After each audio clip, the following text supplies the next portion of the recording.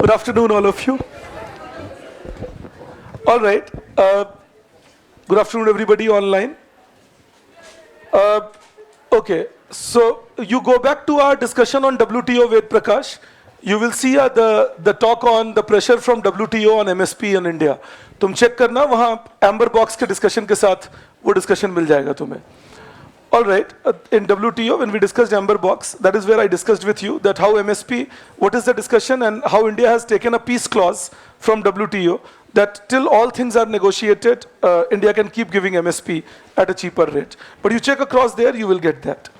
Okay, so yesterday we were talking about the things on industrialization and challenges to it, and we ended up at a way forward part. So you start with that, you write first point in that. This is on way forward for faster industrialization. So you write the first part in that. There should be faster implementation. There should be faster implementation of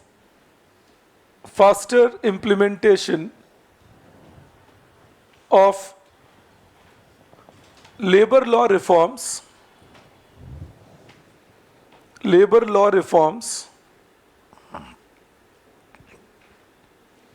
in order to assure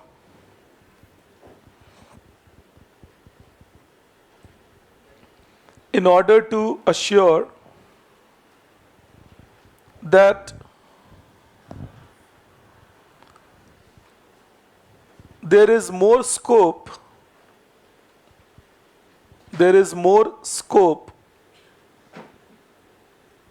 of employment and improving labor productivity. More scope of employment and improving labor productivity.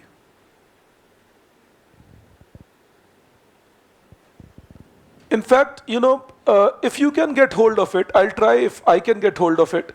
If you can get hold of a PDF, it was Economic Survey 2015-16, Volume 1, Chapter 10. It's a very good read on labor law reforms that can improve India. Like, it's not only about which labor law reforms are needed in India, that in any case we can have a discussion on. It's a very good read on labor law reforms, how it can improve India. It's in 2015-16 survey, volume 1, chapter 10. It's entirely on labor law reforms. So it was a very good chapter to read across labor law reforms. And it said that if we can reform labor law, then we create the possibility that people will be willing to employ and train larger amount of labor force. That creates the possibility then. All right, that was one aspect of it. Okay, then you write the second point. Better training of the workforce. Better training of the workforce is required to make workers adapt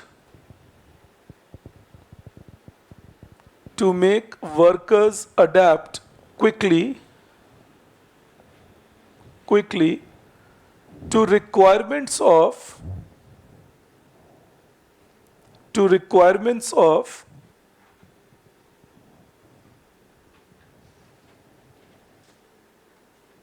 industrialization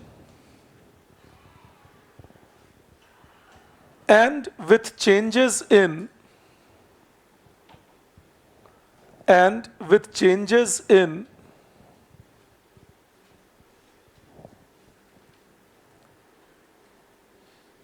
several technological coefficients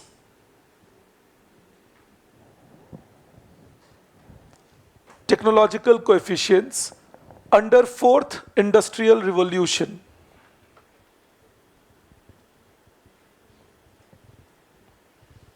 connected to the discussion we did yesterday and day before, when I tried telling you about what are the changes we need to bring in our education system or training mechanism to make the workers used to this. All right, the new changes.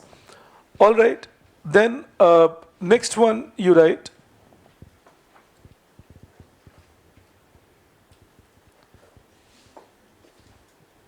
Land policy in India can be made, land policy in India can be made more friendly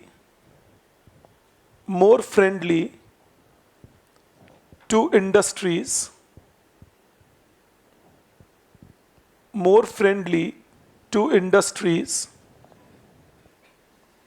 by keeping land use policy consistent,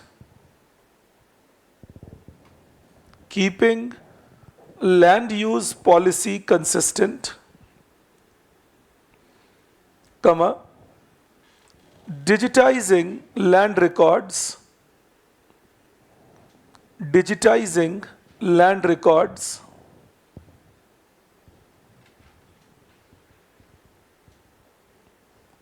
comma, removing corruption from land registration,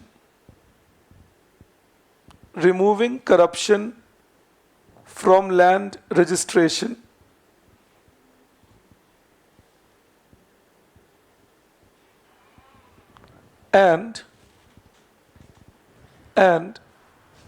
making land acquisition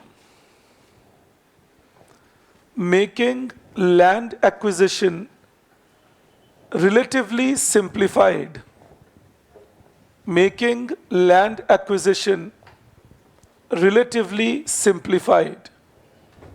If you recall, yesterday I was telling you these were the 4 major issues in land system in India. That's another. In fact, there is one more thing that we can gradually bring about in India, that is promoting land pooling facility. I don't lose control on my land, but 10 among us can pool our land and give it on lease to people. It's not legally allowed in India at the moment, but land pooling is something we can again start thinking of.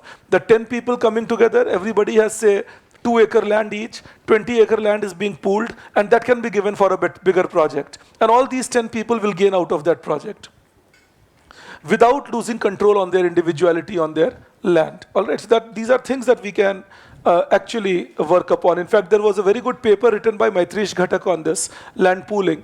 I won't share it with you because it's a very technical paper, but that actually showed that up to 50% gains can be achieved by people if we do land pooling, just by the lease money that they will get. Forget any other entrepreneurship or something else that they can do on it.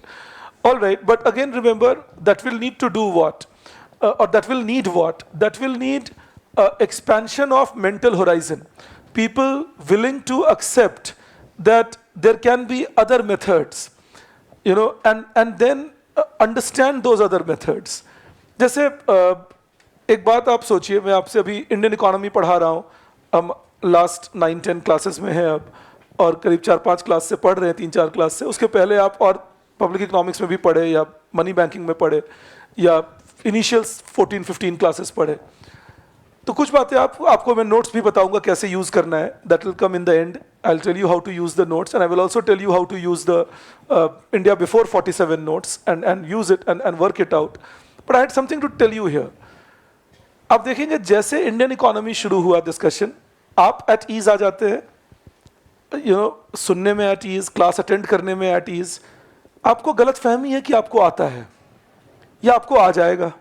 मैं आपको seriously बता रहा हूँ, और criticism से नहीं बोल रहा हूँ, ये हर बैच में देखता हूँ मैं. ऐसा नहीं है कि तुम्हारे ही बैच में हो रहा है, हर बैच में जब पहला पार्ट डिस्कस हो रहा होता है, आधे लोग अपना घर पे होते हैं, उनको लगता है नहीं मैं मैनेज कर लूंगा, देख लूंगा, पढ़ लूंगा, हो जाएगा. अब ये भी नहीं कि तुम मैनेज नहीं कर सकते, बट बाद में, अब इसमें मैं बहुत सारी बातें करता हूँ, बोलता हूँ. जब तुम क्लास में होते हो तो अपना जल्दी जल्दी लिख भी लेते हो साइड में, कम से कम सुन लेते हो. अभी तुम्हें लग रहा है तो मैनेज कर लेते हो. मैं तुम्हें कुछ सिखाने वाला हूँ, इसीलिए बात एनालॉजी दे रहा हूँ. Then gradually what happens is, you say that okay, I'll see it later. Right now I'm busy with other things, I'll see it later. Then that later comes. then you try seeing it later, but by then other things have also happened. So in that case, when you see it later, you see it at a 2x speed, 1.5x speed. Sometimes when I'm discussing upon things, you say, forget it, sir is right now explaining things, discussing, इसको आगे बढ़ाते हैं, जो dictate करवाएंगे वो देख लेते हैं क्या है. उसके बाद आप कभी कभी बोलते हो, क्योंकि मैंने जो 13th रैंक थे विदुषी, उनको इसी बात पे पकड़ा भी था, वो हंसने भी लगे थे, वो मान भी गए थे. उसके बाद आप कहते हो इंडियन इकोनॉमी में मुझे गैप्स फील हुए.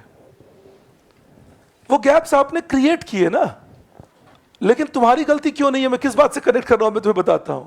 हमें बचपन से कैसे ट्रेन किया, बेटा एसएसटी तो रटने की चीज है, इस चक्कर में नंबर आए या ना आए, पर वो है रटने की चीज, तो ये तो रटने की चीज है, तुम रट के चले जाना. तो हमें लगता है कि जो चीज ग्राफिकल है, जो मैथमेटिकल है, वो तो सुनने की चीज है, समझने की चीज है, लेकिन जो चीज डिस्क्रिप्टिव है उसमें समझने को ज्यादा नहीं है. मेरे जो मन आएगा मैं लिख सकता हूं, and with that mindset we go to write the exam. मेरे जो मन आए मैं लिखूं. तो पहला एग्जाम हम फेल होते हैं, फिर हमें लगता है नहीं जो मन आए वो तो नहीं लिख सकता हूं. तो तुम्हारे गो टू पर्सन कौन होंगे, मैं होऊंगा. पर फिर तुम रियलाइज करते हो अरे इनका वाला वीडियो तो अभी एक्सपायर हो गया. फिर तुम्हें याद उतनी बात रहती है जितनी तुमने सुनी थी, तो लगता है अरे मुझे उतनी बात नहीं सिखाई गई, अब मैं क्या करूं. फिर तुम 4 अदर सोर्सेज से अपने करीब 4 महीने लगाकर वही पढ़ते हो जो मैं क्लास में बकबक कर चुका होता हूं. पर चूंकि तुम उस बकबक को नहीं सुनते तो तुम्हें लगता है ये नई बात पता चली मुझे. नतीजा क्या होता है, फाइनली तुम क्वालिफाई कर भी जाओ, ईश्वर करे कर जाओ, लेकिन एक्स्ट्रा एफर्ट के साथ किए. फाइनली इसका एंड पॉइंट क्या था, the training that if it is technical and mathematical and graphical then it is worth it. If it is descriptive, I'll manage it. Not realizing that descriptive things are equally technical in nature because they all have a reason behind them. But ये हमारी सालों की training है कि हमें लगता है कि नहीं ये तो हो जाएगा, ये मैनेजेबल है, मैं कर लूंगा, मैं देख लूंगा, 2x पे देख लूंगा, टाइम बचा लूंगा. उसके बाद हमें आते हैं 80 out of 200 in the optional paper, या जो पेपर 4 है आईईएस का, उसमें 250 में 60, 65, 200 में. तो हमें लग रहा होता है ये नंबर कहाँ गए मेरे, कहीं नहीं गए. तुम डिस्कशन ओरिएंटेड बात ही नहीं किए. डिस्कशन अगर यही होता, तुम सोच के देखो, if the whole purpose was to tell you facts and finish it off, well, I would have given you the notes, spoken the facts, finished it off. Why will I talk so much? Your time is precious, and I'm sure you understand that mine is more. So I will be more interested in saving it. इसमें कोई मजा थोड़ी आ रहा है मुझे कि मैं बैठूं, और मजा मतलब ये कि अच्छा टाइम वेस्ट करूं, बातें करूं और कुछ और समझाऊं, बात से कुछ तरह के पॉलिटिकल एग्जाम्पल लेकर आऊं, सोशल एग्जाम्पल लेकर आऊं. क्यों? तुमने पैसे पे कर दिए, अच्छा खासा रेवेन्यू मैंने अर्न कर लिया, अब मेरा पर्पस तो होना चाहिए 110 घंटे क्लास में खत्म हो बात भाई, 100 में हो जाए तो और बढ़िया. चलो खींच वींच के 110 पहुंचा दो, बच्चे भी सेटिस्फाइड, मैं भी सेटिस्फाइड, निकले. फिर फैक्ट्स दे दिए, नोट्स दे दिए, पढ़ो इंडिया बिफोर 47 की तरह. क्यों इंडिया बिफोर 47 में मैं तुम्हें कहता हूं नोट्स पढ़ लो, और कुछ 2-3 बातें डिस्कशंस में करूंगा, बाकी चीजें तुम मैनेज कर लोगे. और इंडिया आफ्टर 91 में तुम्हारा मुंडी पकड़ के हिलाता रहता हूं, ये भी बात है, ऐसे भी बात है, ये भी सोचो, ऐसे भी सोचो. Why would I do that? So understand, कुछ तो, अब इतना तो वेला भी नहीं हूं मैं कि मैं बैठकर बोलूं कि भाई चलो अब कुछ काम तो है नहीं 3 से 5 के बीच में, तो यही करते हैं. अभी अयाज सर और सिकंदर सर वही मेरी खिंचाई कर रहे थे, because I take one of the highest classes in GS at next IAS, in fact the highest number of classes among all the teachers, and then I take an optional also. So they were telling me that where is your chip? तो मैंने कहा वो chip अंदर फैल गया है, वही निकल के ऐसा आ गया है तो सारा चिप फैला हुआ है अंदर, अब क्या बताएं. अब वो चिप फैलता जा रहा है, ये फूलता जा रहा है उस चक्कर में. But jokes apart, end of the day, so believe me, then I should be in a larger hurry to finish things off. Unless you don't do the discussion and unless you don't do the debate, you will not understand a descriptive subject. A descriptive subject is based on debates, all facets to be understood. लेकिन हमें लगता नहीं कुछ shortcut हो ही जाएगा और मैं लिख ही दूंगा, तो शॉर्टकट वाले नंबर भी आ जाते हैं. तो ये आपको, लेकिन मैं फिर कह रहा हूं इसमें ना तुम्हारी गलती है, जैसे अभी किसानों का जो हंगामा चल रहा है ना उसमें किसानों की गलती है ना सरकार की गलती है, वो एक सिचुएशनल है. ऐसी ना तुम्हारी गलती है ना मेरी गलती है. मैं एग्जाम को जानता हूं तो मैं बिना डिस्क्रिप्शन में जाए मानूंगा नहीं. तुम एग्जाम को नहीं जानते पर तुम एक पर्टिकुलर तरह से ट्रेंड हो, जैसे अब सोचिए ग्रेजुएशन डेज में भी हमारा क्या हालत रहती है, किसी भी यूनिवर्सिटी से तुम हो, जब इंडियन इकोनॉमी का पेपर आता है तो किसी को नर्वसनेस नहीं हो रही होती, क्योंकि सबको पता है कुछ तो लिखूंगा ही मैं। माइक्रो के पेपर के दिन सबकी आंखें आंखें फैली हुई रहती हैं, पता नहीं क्या पूछ लेंगे, मुझे क्या लिखना होगा। वो भी माइक्रो में तुम देखना, जब फर्स्ट ईयर में हम जाते हैं हमारी आंख फैली नहीं होती। फर्स्ट ईयर में जो वो करते हैं हमारे साथ, तो सेकेंड ईयर आते आते हमें लगता है पता नहीं अब क्या होगा मेरे साथ यहाँ। तो ये नॉर्मल ह्यूमन डिस्कोर्स है कि हमें लगता है नहीं जो चीज मुझे पेपर में, अच्छा लेकिन क्या इंडियन इकोनॉमी में नंबर आ जाते हैं? नहीं। It's like English of 12th standard. Maths के दिन सब डरे रहते हैं, इंग्लिश के दिन कोई नहीं डरता। नंबर जिसके नहीं आने होते उसके इंग्लिश में भी नहीं आते, पर डर नहीं है। क्यों डर नहीं है? मैं कुछ भी लिखूंगा। लेकिन तुम कुछ भी लिख के आईएएस कैसे बनोगे? सवाल तो तुम्हें खुद से ये पूछना है, तो क्या मैं कुछ भी लिख के आईएएस बन जाऊंगा? मुझे तो 130 140 नंबर चाहिए 250 में टू बी एन आईएएस। 130 तो चाहिए भाई। तो 130 लाने के लिए तो सब्जेक्ट को इन एंड आउट समझना होगा, रिलेट करना होगा, प्रैक्टिकल एग्जाम्पल्स देने होंगे, तब जाकर मैं उस सब्जेक्ट को समझूंगा। ये समझा रहा था बस दैट। ये कल मैं एक ऑप्शनल ग्रुप में भी कह रहा था, मैं आपसे भी कहता रहता हूँ, it's almost 2 decades I am teaching for UPSC now, so I keep sharing my experience with you. तो कुछ बेसिक मिस्टेक्स ये करते हो, अखबार को जितना टाइम देते हो योजना को नहीं देते, कुरुक्षेत्र को नहीं देते, सरकार के बजट को नहीं देते, इकोनॉमिक सर्वे को नहीं देते। अभी overview of Indian economy I है, मैं आपको पूरे गारंटी से बोल रहा हूं कि आपके जो आप करीब 250 लोग बैठे हुए हैं इसमें, 5 लोग मिलेंगे जिन्होंने उसको पूरा पढ़ा होगा, वो भी मैं ऑप्टिमिस्टिकली बोल रहा हूं। 5 लोग। 74 पेजेस का वो है, उस 74 पेज में भी पढ़ने लायक 40 पेज की बातें हैं। अगर तुम 5 मिनट भी मान लो तो तुम्हें 3 घंटे निकालने थे अपनी लाइफ से, लेकिन तुम नहीं निकाल पाए। लेकिन सोचो यही 3 घंटे तुम हिंदू के एक ट्राइबल कल्चर के ऊपर लिखे हुए आर्टिकल पे लगा लेते हो, जबकि तुम एंथ्रोपोलॉजी के स्टूडेंट भी नहीं हो। ये हमारी मिसमैच्ड फंडामेंटल्स हैं। किसी ने सिखा दिया अखबार जरूर पढ़ना चाहिए, हम लग गए। तुम सरकार का एग्जाम देने जा रहे हो। मैं तो कल जो बोल रहा था जीएस की क्लास में, आप में से कुछ लोग थे, मैं उसी को रिपीट कर रहा हूं। You tell me this, have you ever seen a question in GS paper, ever in prelims, in mains, telling you explain 10 problems due to which this scheme did not work? Why are you making all those notes down from newspaper about all the issues in the scheme only? They keep asking you what is in the budget that has helped agriculture, what is in the budget for Make in India scheme, what is in the budget for environmental protection. These questions they have asked you in the past, and they can ask you, but they have never told you critically analyze the budget highlighting 5 deficiencies in it. पर सोचो हम किस तरफ ज्यादा tilted है, कौन से note ज्यादा है हमारे पास। मेरे 3 लेक्चर्स को हटा दो उसमें से। मेरे 3 लेक्चर देख के मेरे वाइफ ने बोला भी कि ये तो तुम पूरे प्रो मोदी जी दिखाई दे रहे हो। मैंने कहा होगा ही, मैं प्रो सिस्टम बनाना है मुझे अपने बच्चों को।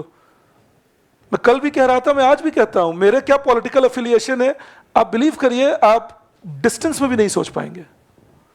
क्योंकि मैं इस क्लास में पॉलिटिकल डिस्कशन के लिए बैठता ही नहीं हूं। मेरा एक ही काम रहता है, how do I make your mains paper very strong. So I have to teach you with that conditionality. You don't know my views, believe me. I condition my views before I come to talk to you. My views can be very different on something, but my views are not important. What is important is what should be your views reflected in the answer sheet, which can get you marks. This classroom is for that. This classroom is not to tell you how much economics I know. That will take more classes.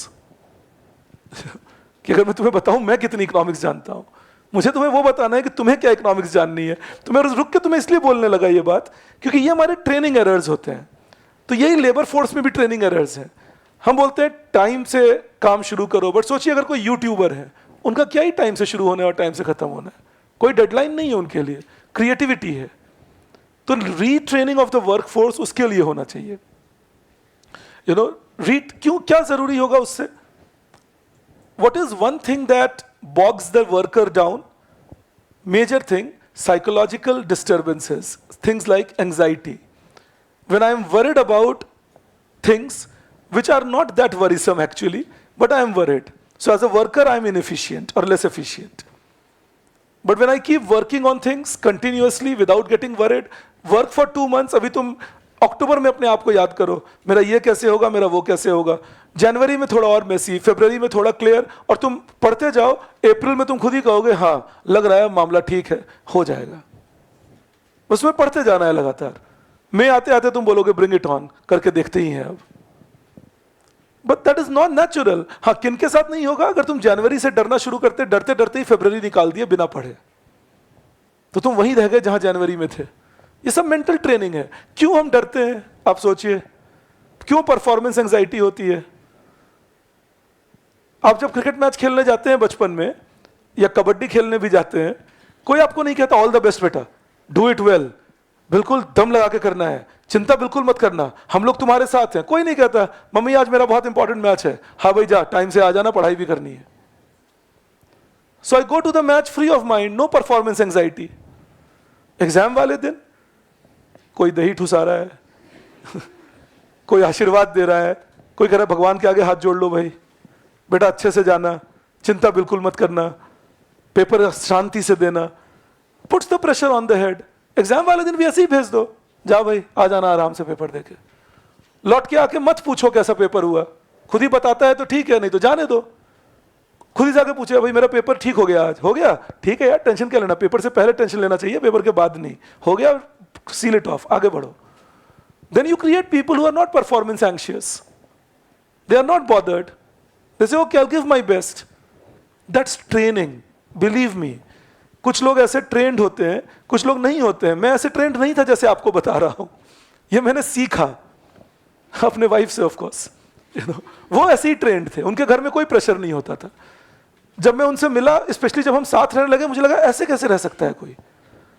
Because if it is my presentation, I will be worried about it 2 days in advance. I'll keep pacing around. I'll keep it prepared. 2 दिन पहले से सब कुछ prepared रहेगा, मामला बिल्कुल fit रहना चाहिए, मुझे सब बातें याद रहनी चाहिए, मुझे देखने की भी जरूरत नहीं पड़नी चाहिए उसके अंदर। मैं ऐसे, और मैं किरण को देखता था बिल्कुल कूल। प्रेजेंटेशन में जब हम कार में जा रहे हैं साथ में, तो वो लैपटॉप खोल के देखते थे, अच्छा हाँ ये सब बात है। तो मैंने एक दिन उनको बोला, मैंने कहा भाई ये तुम क्या करते हो? तो उन्होंने मुझे बात सुनाई, खैर दोस्त हैं सुना सकते हैं। उन्होंने कहा मैं तुम्हारी तरह हाई ऑन ईगो नहीं हूं कि मुझे कोई गलत समझ लेगा तो क्या होगा। So I am not performance anxious. बहुत से बहुत क्या होगा, I will falter in the seminar, I will falter, I am human, humans are allowed to falter. Superhumans that you think yourself to be, they are not allowed to falter. It was a big learning experience for me around 22 years back. अच्छा हाँ ये गलती मैं करता हूँ हमेशा, तो मैं कूल रह के भी तो काम कर सकता हूँ, काम होने से मतलब होना चाहिए।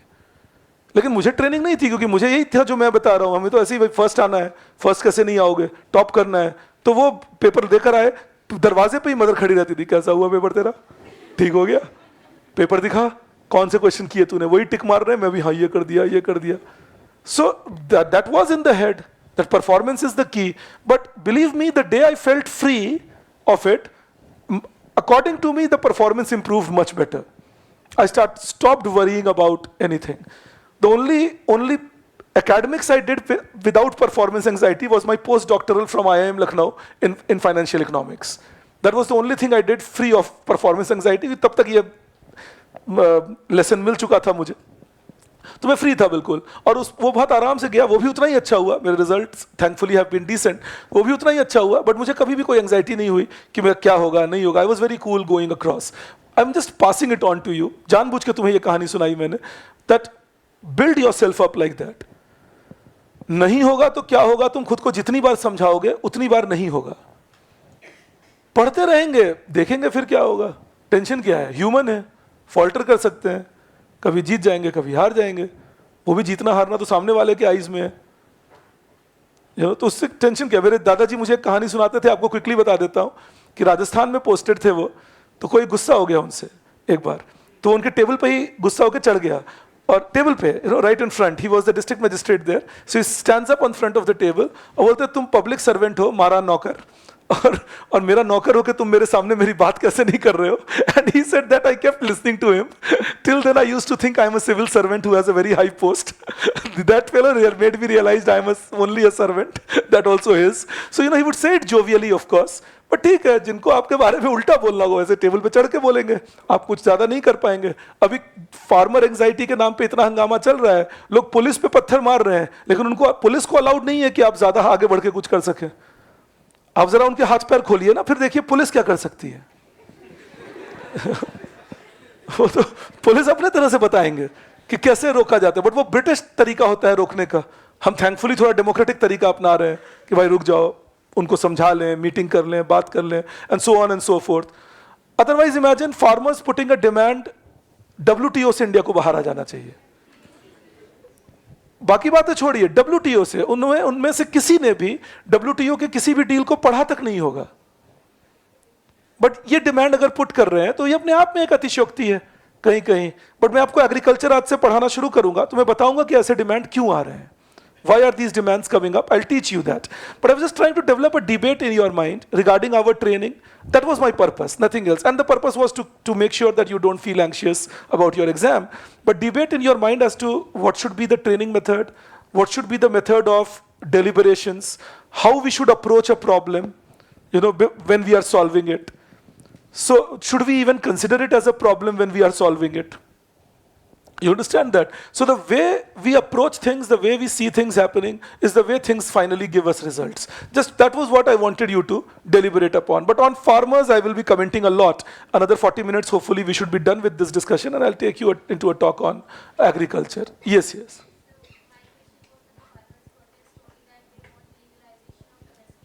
I will teach you. I'll teach you about legalization of MSP and what are the challenges in it majorly.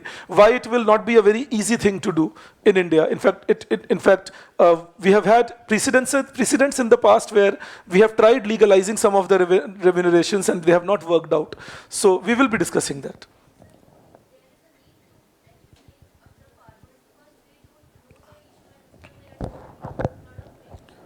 Or are they made to demand these things? So yes, that happens normally. It's a very normal thing. But again, I'll repeat, the farming system in India has been left behind the curve, and due to that, the farmers do feel at times, that they have been shortchanged, and that's a very normal feeling to have. But I will build that up as to why they feel it and what can be done to make sure that they improve upon. I will suggest you can do one thing: just revise the discussion we had on evergreen revolution. So if you revise that, you will get a lot of insights, and then I will refresh it for you in any case. I had one more hand raised. No, I'm hallucinating these days. Okay, let's see this then. You write the next point in this: improving ease of doing business. Improving ease of doing business.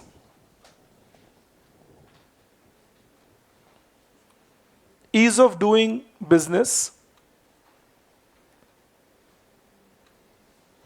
such that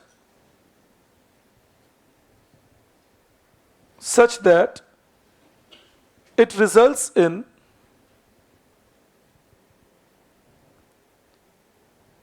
increasing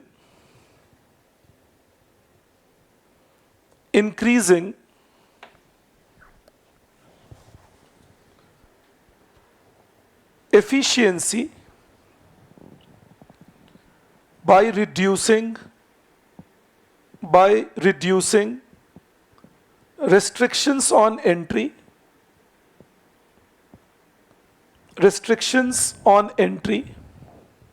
comma, providing single window clearance,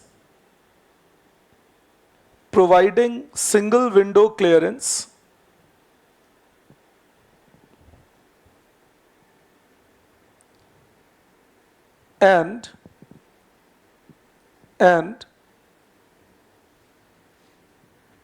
improving exit rules,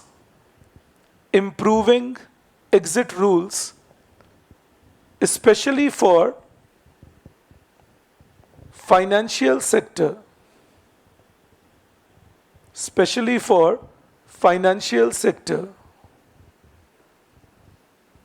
Then you write next: improving availability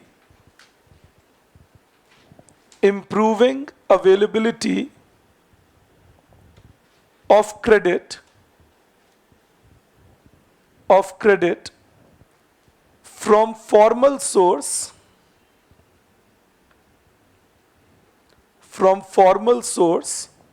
so that it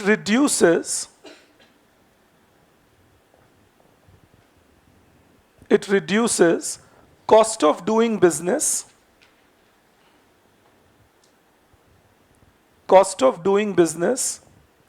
especially for MSME.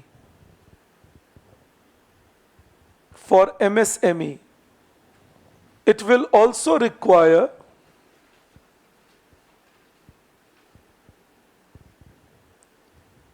better banking structure,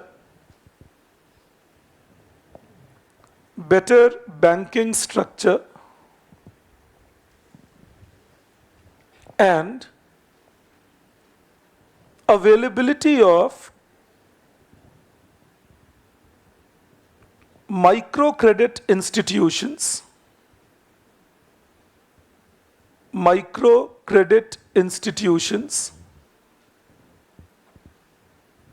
to improve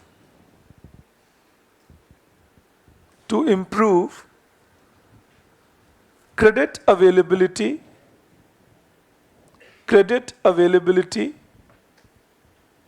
for very small borrowers,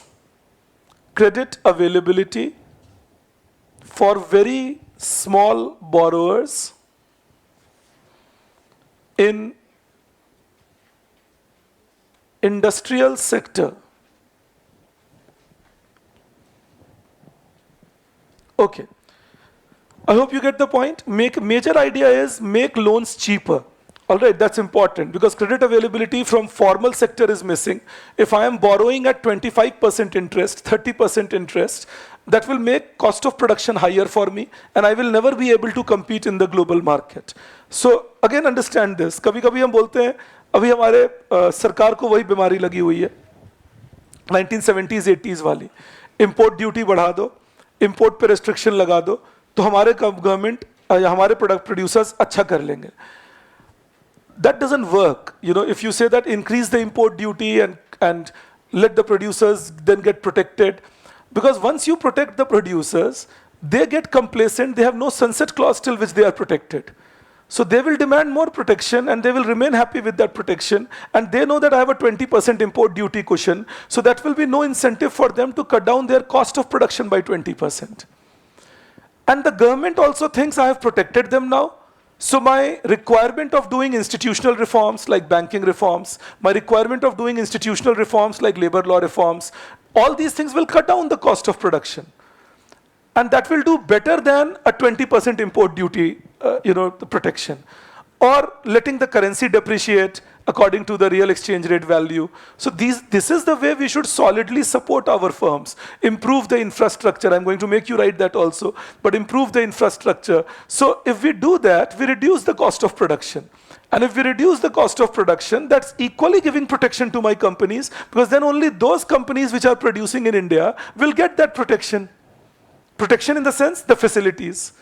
So if we can create those facilities for our companies, cheaper loan, efficient labor, easier availability of land, better intellectual property, easier taxation mechanism, ease of doing business, what will all this do? And in infrastructure growth, what will all this do? It reduces the cost of doing business. If it reduces the cost of doing business, my firms become competitive. But what is the positive thing of that? This does it for everybody.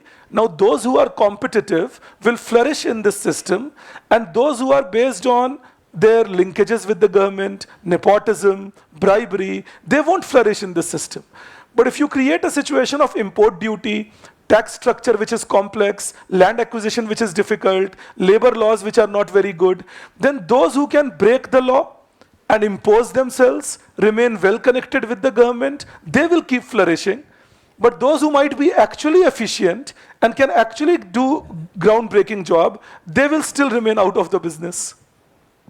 You understand that? This is the challenge. आप अच्छे students हैं, और ये मैं conviction से बोलता हूँ. तो जब आप अच्छे student हैं, आपकी एक कमजोरी बताए क्या है? आपको चोरी करना नहीं आता. तो अब सोचिए अगर आपको किसी ऐसे examination system में बिठाया जाए, if we make you sit in an examination system where people say that you are free to cheat, it is certain many of you will find yourself very unfit to write such an exam, and you will have to walk out of that system. But what will that system then choose? Cheaters. That system will choose the inefficient people who had practiced cheating to hide their inefficiency. And that system cannot give you an efficient, growth-led, world-class system. So understand that. The whole idea should be to make sure that there is ease of doing business so that first-generation entrepreneurs, first-generation business people find it easy to do business. They should not find it troublesome कि नहीं business करने का तो मतलब इतने सारा permission लेना है, इतने सारे approvals लेने हैं, पता नहीं मिलेगा या नहीं, किस tout को पकड़ूं जो मुझे उस IAS officer तक ले जाएंगे जो पैसा खाते हैं, वो ढूंढना पड़ेगा. क्योंकि सीधा तो कोई पास ये भी आप जाके थोड़ी कह सकते हैं that you sit in front of the officer से कितना पैसा लेंगे सर, आप लेके साइन करिए मैं आगे बढ़ता हूँ, फिर तो आपको वापस निकाल दिया जाएगा उस ऑफिस से, क्योंकि सर सीधा पैसा तो लेंगे नहीं, सर के तो अपने चैनल्स हैं.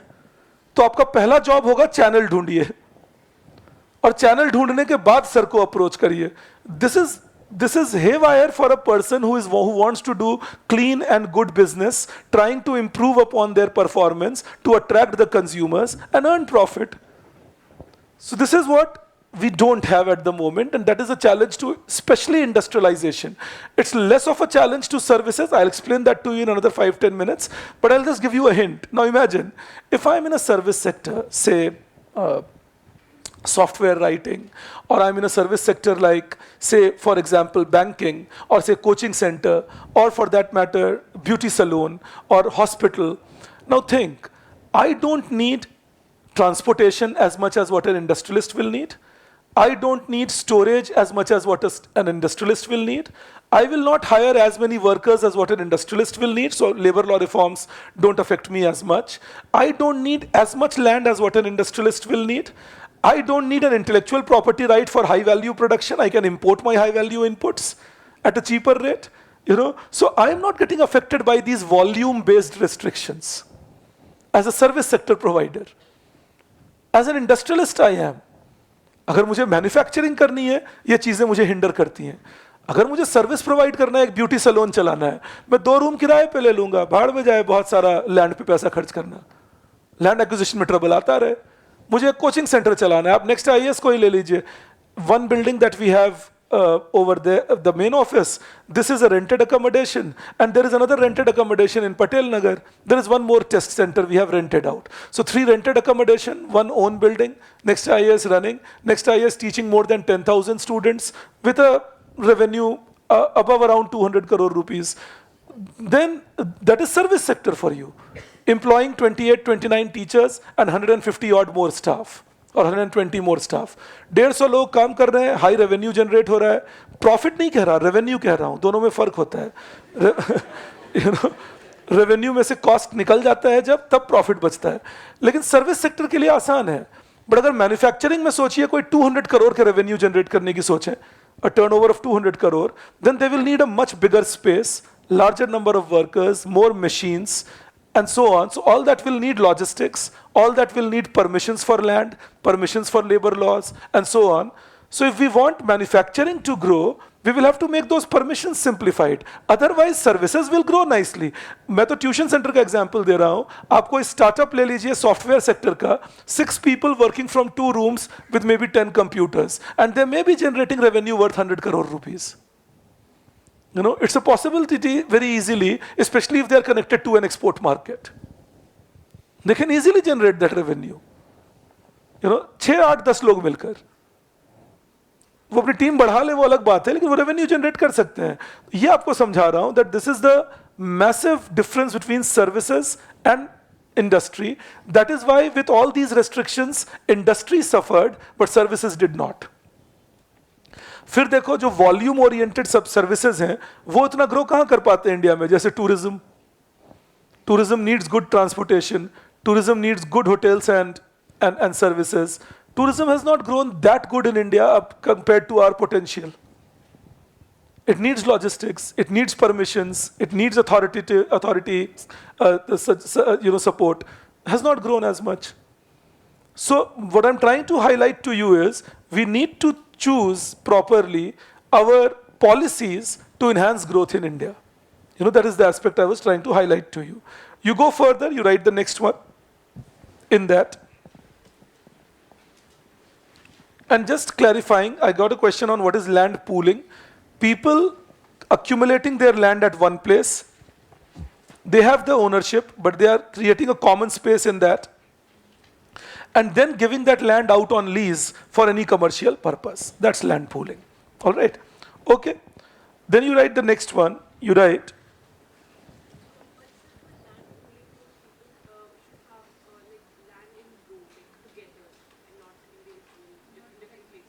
absolutely, absolutely.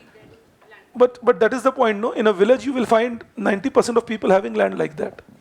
It's not scattered. जिनका land scattered है ज़्यादातर cases में वो जबरदस्त जमींदार हैं, फिर समझ लीजिए कि उनके पास एक स्टॉक ऑफ लैंड है बहुत ज़्यादा, फिर बाकी स्कैटर्ड लैंड भी हैं इधर उधर. अदरवाइज जो कंपैरेटिवली लेसर फार्मर्स हैं उनके लैंड पुल्ड आउट रहते हैं. हमारे विलेज का लैंडिंग सिस्टम देखना, favour of landlord and the rest are living on one side. It's always like that. No, land consolidation is a government-based authority which says that we will exchange your land with somebody else. Land pooling is a voluntary system in which you come together and say that we are not losing control of our land, we are just pooling it as a single unit. All right. And I'm using POOLING, pooling. मतलब कभी-कभी हम pooling सुन लेते हैं उसको, मैं pooling बोल रहा हूँ, इकट्ठा करना एक जगह पे.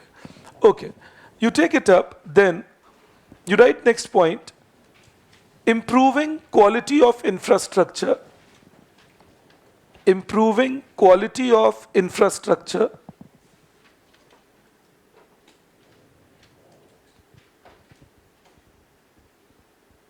to reduce, improving quality of infrastructure to reduce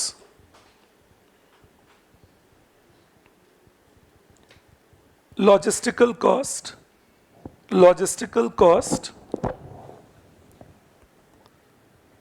then you write next, making intellectual property rights better,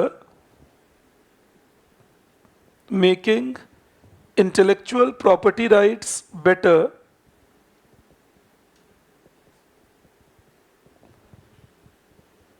through faster processing, like if I apply for intellectual property right, I should get a faster clearance on that. So faster processing, clear rules and protection for innovation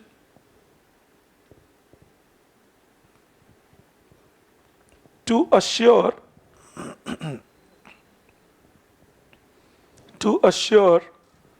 that high value products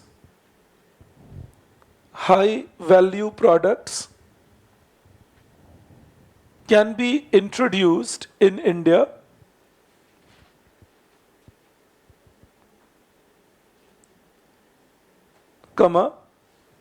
which can make India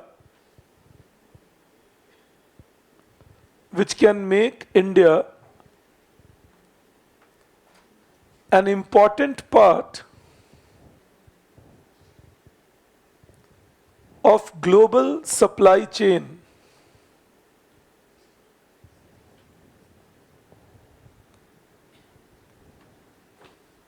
Next you write, reducing import duty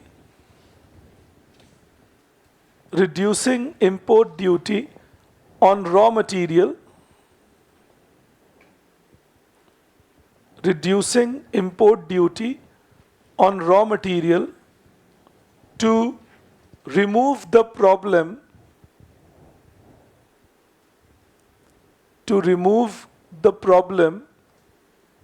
of inverted duty structure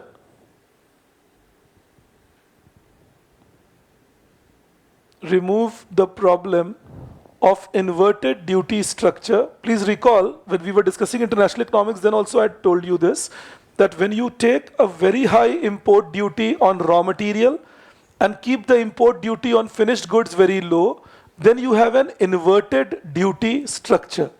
All right, when the import duty on raw material is very high and import duty on finished goods is very low, then you have an inverted duty structure. I repeat again, import duty on raw material very high and import duty on finished goods very low. So then you have an inverted duty structure. What is the challenge here? If the import duty on raw material is high, then people will find it cheaper to import the finished goods rather than importing the raw material and producing the commodity in the country. So that is the challenge of inverted duty structure. Now, government was given a suggestion that India has inverted duty structure, so we should remove that and we should improve upon it. So maybe they heard the opposite. What they did was, they kept the import duty on raw material high, they also increased the import duty on finished goods. They said that, okay, इसकी दिक्कत है ना, चलो ये भी बढ़ा देते हैं. But I'll tell you, that was just for a joke. But I'll tell you how it goes in real world. Why government would have done it, or why did they do it? It happens because, suppose I am a producer, say I am a mobile phone producer.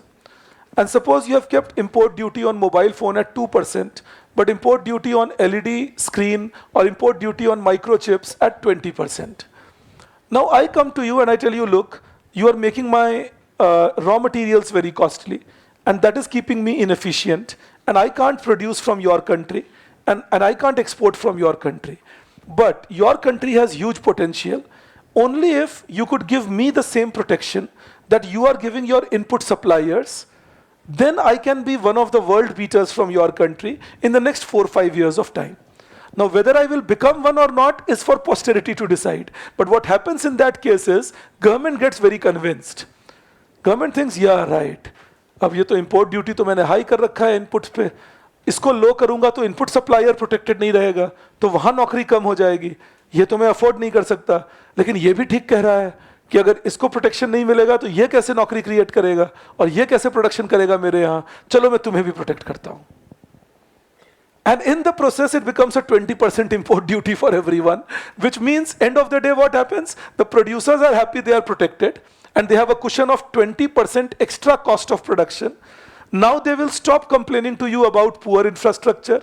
They will stop complaining to you, or stop means at least tone it down, complaining about poor labor laws or poor credit facility, because you have given them a 20% protection, so they know I am protected.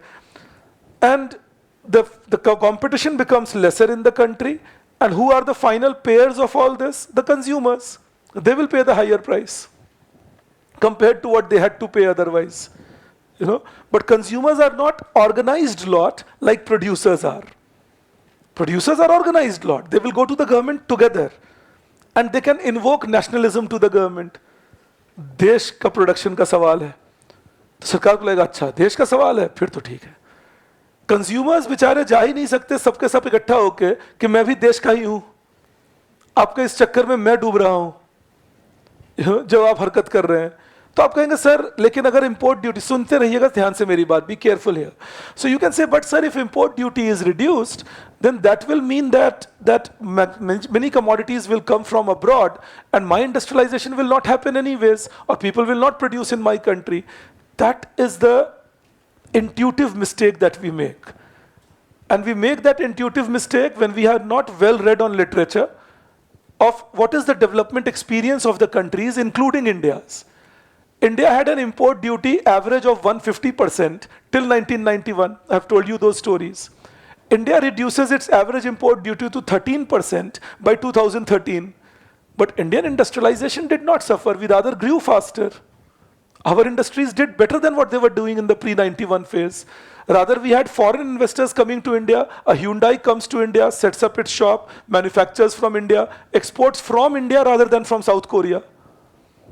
A Suzuki comes to India. It was there in India since early days, but the Suzuki starts expanding in India. Today, Suzuki exports from India rather than from Japan. So how did India become an automobile, especially hatchback hub?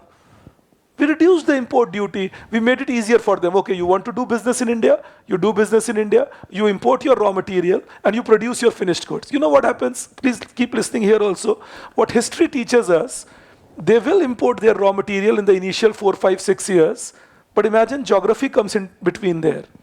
If I am Suzuki or I am Hyundai and I am importing my raw material from my home country, then I'm importing it from a South Korea or from a Japan. Even if I'm importing it from a China, there will be cost of transportation. There will be some import duty, 2-3% at least. And then there will be the fear that whether I will get my importables delivered on time or not. I have all these things. Now, I am doing business in India. I keep doing it over 7-8 years. I have understood the Indian market. Now I am more confident about India. So what do I start doing? I start talking to Indian partners, the ancillary producers, the component manufacturers within India. Say a new Rohtak road in Delhi. It grew after liberalization. It's all automobile component parts that they sell on that. So I will approach them and I'll tell them, look, I am going to pass on my technology to you because I'm still finding it costlier to remain globally competitive in spite of being allowed to import at a low import duty. So I'll pass on my technology to you with a promise from your side that you won't sell to anybody else except me. And say my component suppliers agree. They say, all right, we won't sell to anybody else. We'll sell only to you. 4 years, 5 years, this will go on. 7 years, this will go on. But once technology has been diffused to them, then gradually the companies will either have to keep paying them high money to keep them exclusively into their domain, or they will find opportunities with other companies who might be willing to pay them a little better for their components. अब एक बात सोचिए, मैं आपको एक hypothetical case study बता रहा हूँ, उम्मीद है आप समझ पाएंगे.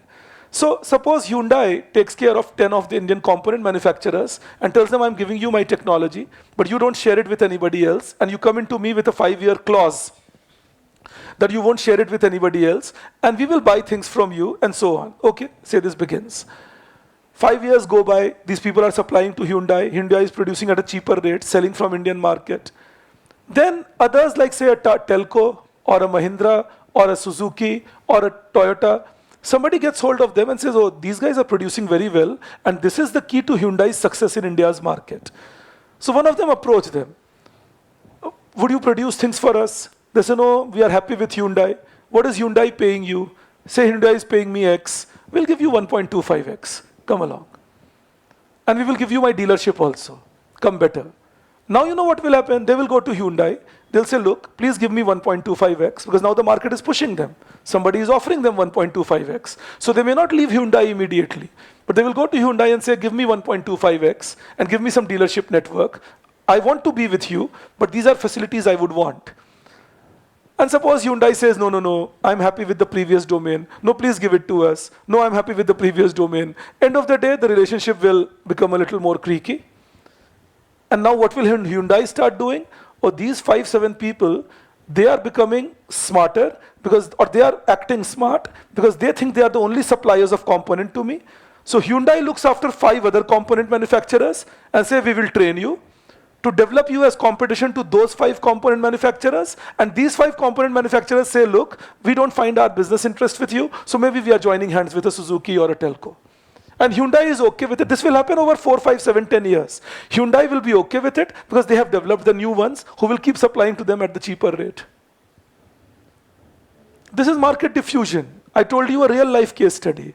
Hyundai और Suzuki के बीच में यही हुआ. इसीलिए सैंट्रो को हराकर वो लोग स्विफ्ट ला पाए. तो ये आपको समझना जरूरी है कि धीरे धीरे डिफ्यूजन होगा, लेकिन आपको इंपोर्ट ड्यूटी कम करना होगा एक समय के बाद, ताकि आप एनकरेज करें कि लोग आपके यहाँ आके प्रोड्यूस करें. Otherwise people won't be encouraged to produce in your country, and then the country doesn't get business. उसको उठा दो, उसने कहा था मुझे उठा देना, मैं सोऊं तो. ठीक है, जग गए तुम? नहीं, मुझे बोला था उसने. मैंने एक दिन बोला था कि तुम सो रहे थे, मैंने डिस्टर्ब नहीं किया, पर सर मुझे डिस्टर्ब कर दिया करो. तो मैंने कहा ठीक है, अब कर दूंगा. All right. So when you see things, then when we apply on things, then we get to know the basic idea of the development that takes place. So this is one example I tried giving you as a case study as to how development can grow faster, provided you reduce your import duty and make it a less inverted duty structure. I hope this argument will remain with you. All right, and you can quote this Hyundai example. It's a real world example. It has happened in India. All right. Okay, then you take the next point up. Yes, yes.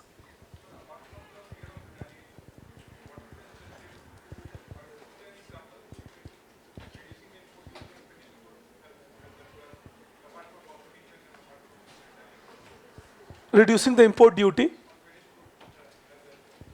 So reducing the import duty on finished goods, mainly what it results in, many times the finished goods for one can be the raw material for another. Say for example, laptop can be taken as a finished good, but it's an input for the software developer.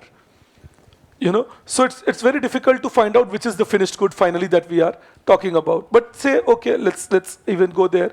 So in that case, what happens is that when you reduce your import duty, what it does is it reduces your unnecessary administrative cost, it will reduce smuggling possibilities, and it makes your country a global hub in that sense. Any high import duty on finished goods will still again drive away the finished goods manufacturers. Because end of the day, they won't be able to interact with the world. Remember, you don't get competitive unless you don't compete. So if you keep any industry protected, you're not making them competitive. And over a long run, your industry becomes high cost, low technology, the way Indian industries developed in 70s and 80s. But unfortunately, somebody in the government has not read their economic history well. That is the challenge. That अगर वो लोग पढ़े होते India की economic history को, यही logic से तो 1970 में भी इंपोर्ट ड्यूटी बढ़ाने शुरू हुए थे. तो अभी भी हम वही लॉजिक यूज कर रहे हैं. तो I think we can cut down on that and we had a consensus we will bring down import duty and we will bring in more competition.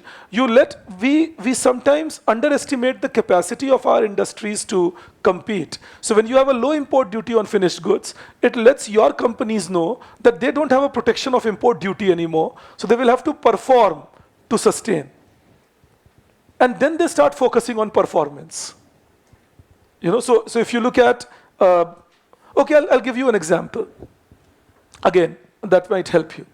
So India used to be a world-class performer in polyester Rilene.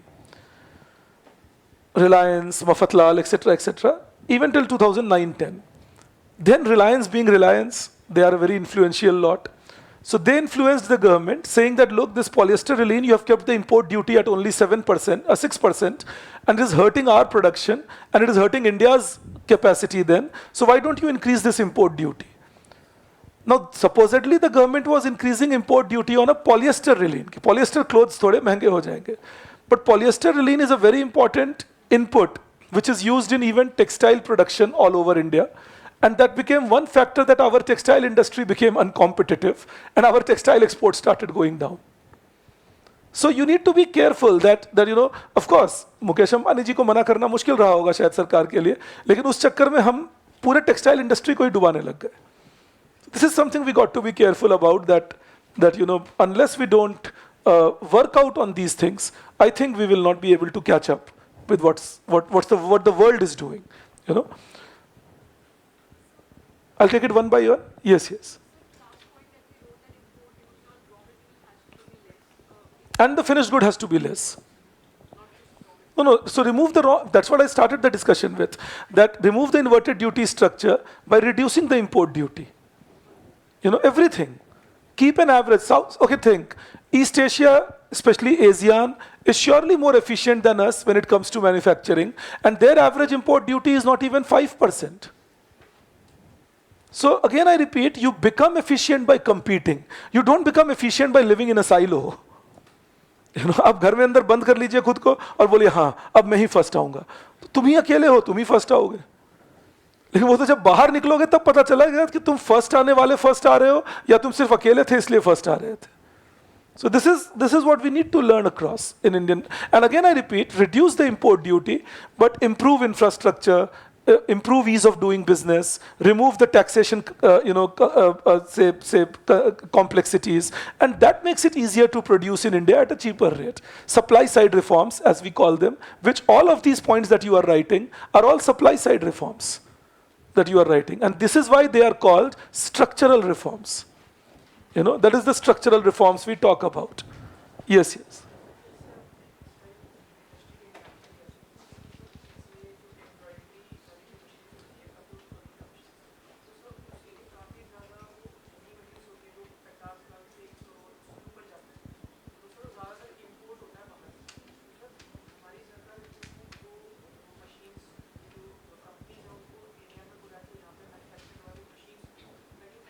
क्योंकि हम उनके भी input पे high import duty लगाते हैं ना।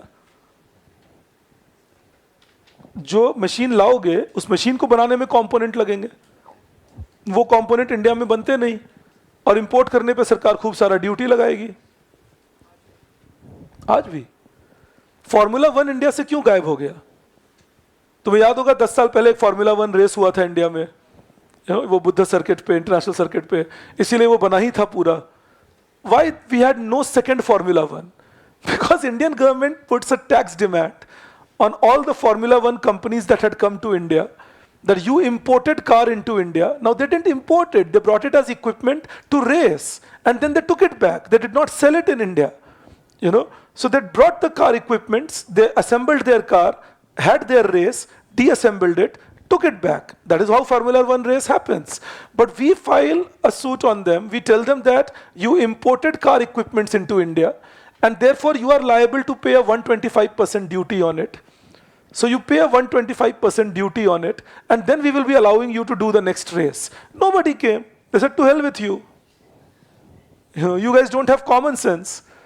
That we are not importing car into your country.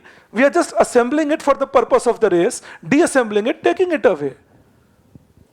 ऐसे हरकत करते हैं हम लोग, टुच्ची।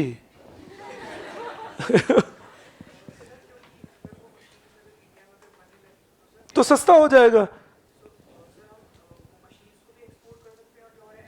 ये तो बहुत सारी मशीन पे ट्रू है, पर ये बात नॉर्थ ब्लॉक में बैठे हुए बाबू को कौन समझाएगा? तुम बन जाओगे, तुम्हें भी समझाना मुश्किल होगा। अच्छा, मैं आपको एक और स्टोरी उसमें सुना देता हूं। एक और बात, कैसे सरकार, देखो मैं हंस नहीं रहा हूं सरकार पे, सरकार में जो आपका रोल होता है उस पर कैसी बात चलती है। नाम नहीं बताऊंगा क्योंकि थोड़ा वो बेइज्जती जैसा लगेगा, बट एक फाइनेंस सेक्रेटरी थे सरकार में, और वो मिनिस्टर साहब के काफी करीब थे। ये अभी 6-7 साल 8 साल पुरानी बात है, या 10 साल पुरानी बात है। तो फाइनेंस सेक्रेटरी जो थे, ये मिनिस्टर साहब के काफी करीब थे।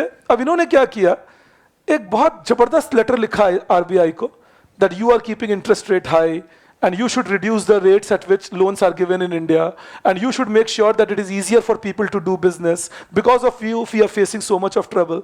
He gave all this and he sent it to RBI. Okay. The RBI received it. For some reason, the RBI could not give answer for a year or so. In between, the same person who was the finance secretary gets posted in RBI as Deputy Governor RBI. And he was posted in the department on RBI's interest rate and inflation targeting system. अब जो चिट्ठी इन्होंने RBI को लिखी थी, वो चिट्ठी इन्हीं को जवाब देना था। एक ऐसा सिचुएशन आ गया that the letter that he had written to RBI, now he was responsible to answer that letter. It's a real story.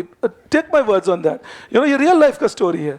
और जब इन्होंने वापस रिप्लाई किया उस चिट्ठी का, अपनी ही चिट्ठी का, तो एक एक पॉइंट मना कर दिया कि कैसे ये नहीं हो सकता, ये नहीं हो सकता, how RBI is correct, so what happens is, Indian system is a very well organized system with a system of checks and balances.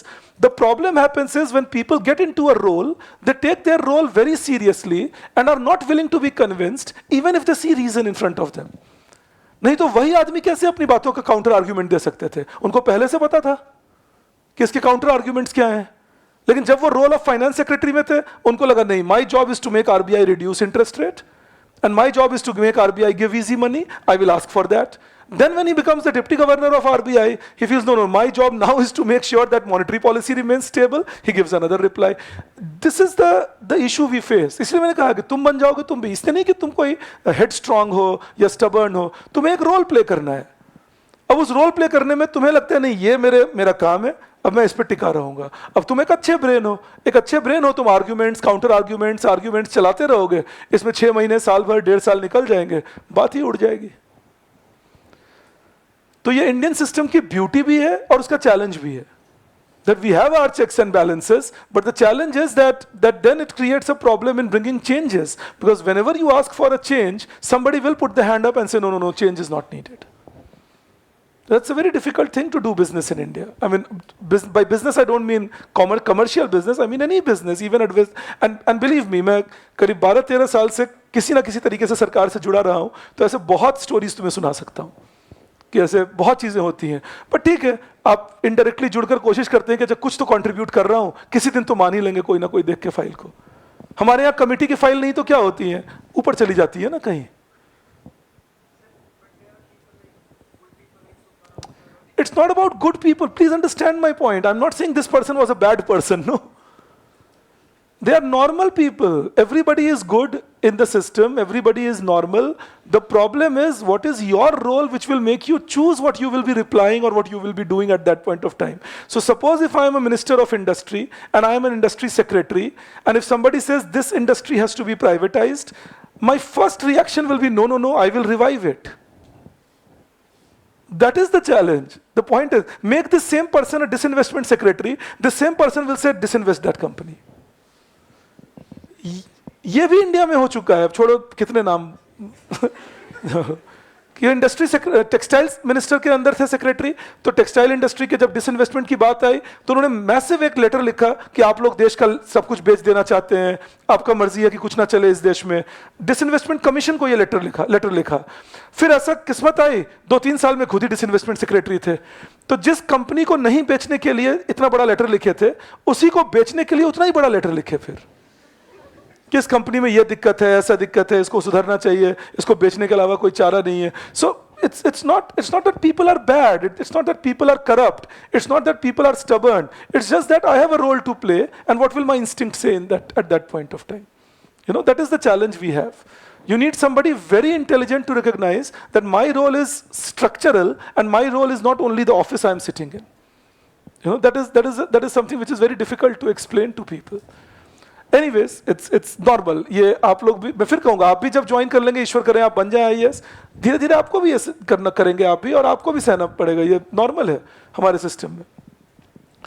Yes yes.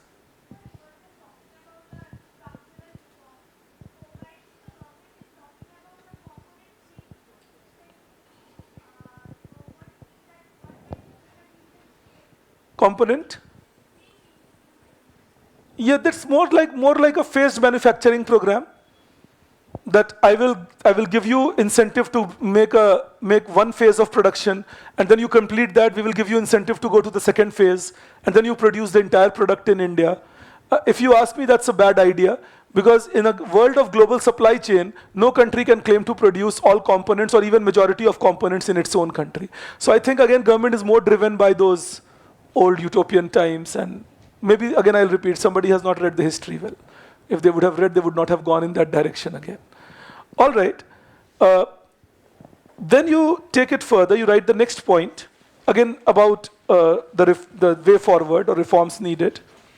You write, legal reforms are needed.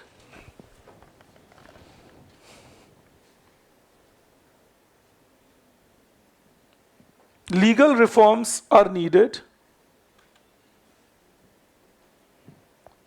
For example,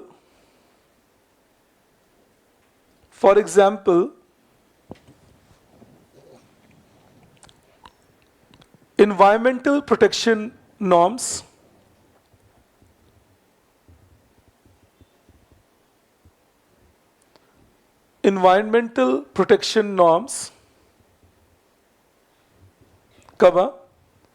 land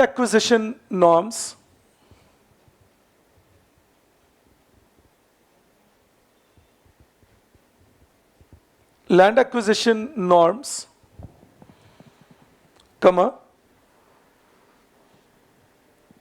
laws for initiating business,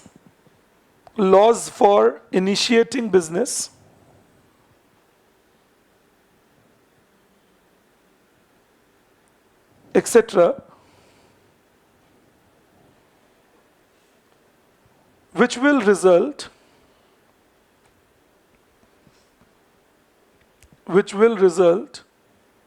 in faster decision making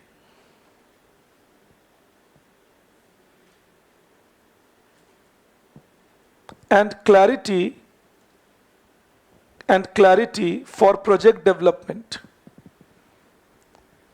Again, please keep it in mind, the discussion is not about making a law which is easy. The discussion is about making a law which is clear. Understand that. In our case, the laws sometimes have such wordings that it becomes very difficult following them or interpreting them. And then there are multiple interpretations to the same law.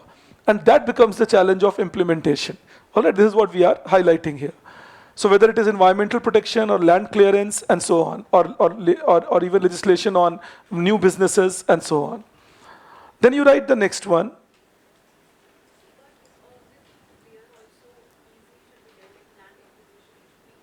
No, if you try making it easy, you may compromise with the capacity of the farmer to stop the land from being taken over by others. So you don't have to make it easy, you just have to make it clear. What are the rights and what are the wrongs? There should not be massive scope of interpretation in the law. All right? Okay. Then you take the next point up.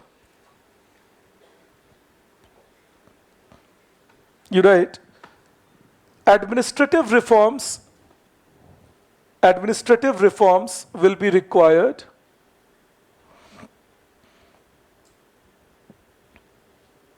to assure business development.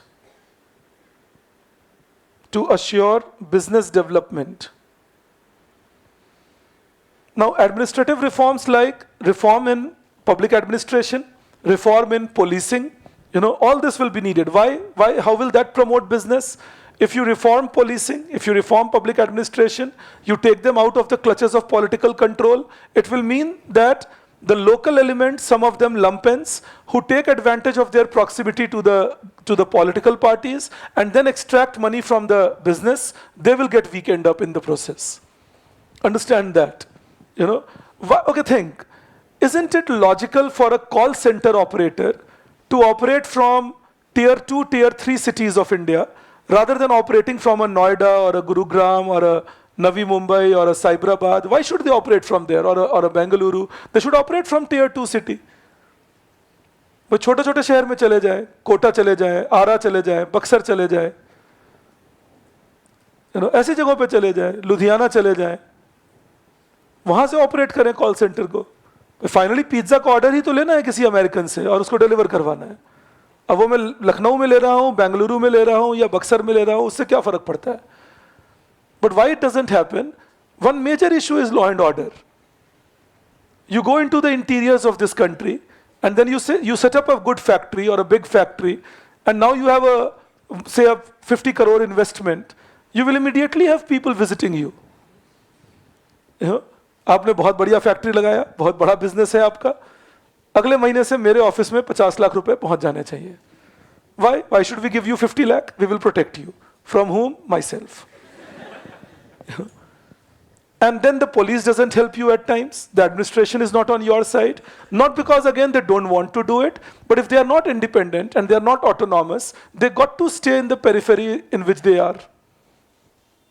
So, और तुम कितनी चीजें पढ़ी चुके हो, ARC report पढ़ चुके हो, पुलिस रिफॉर्म कमीशन के बारे में पढ़ चुके हो, तो ये करना बहुत जरूरी है. जब तक हम ये नहीं करेंगे, until we don't do this, there will be trouble in making sure that businesses go into interiors of India, even if land is cheap, labor is available cheaper, raw materials can be in proximity, all that is there, but the fear of lack of law and order, that becomes a big challenge.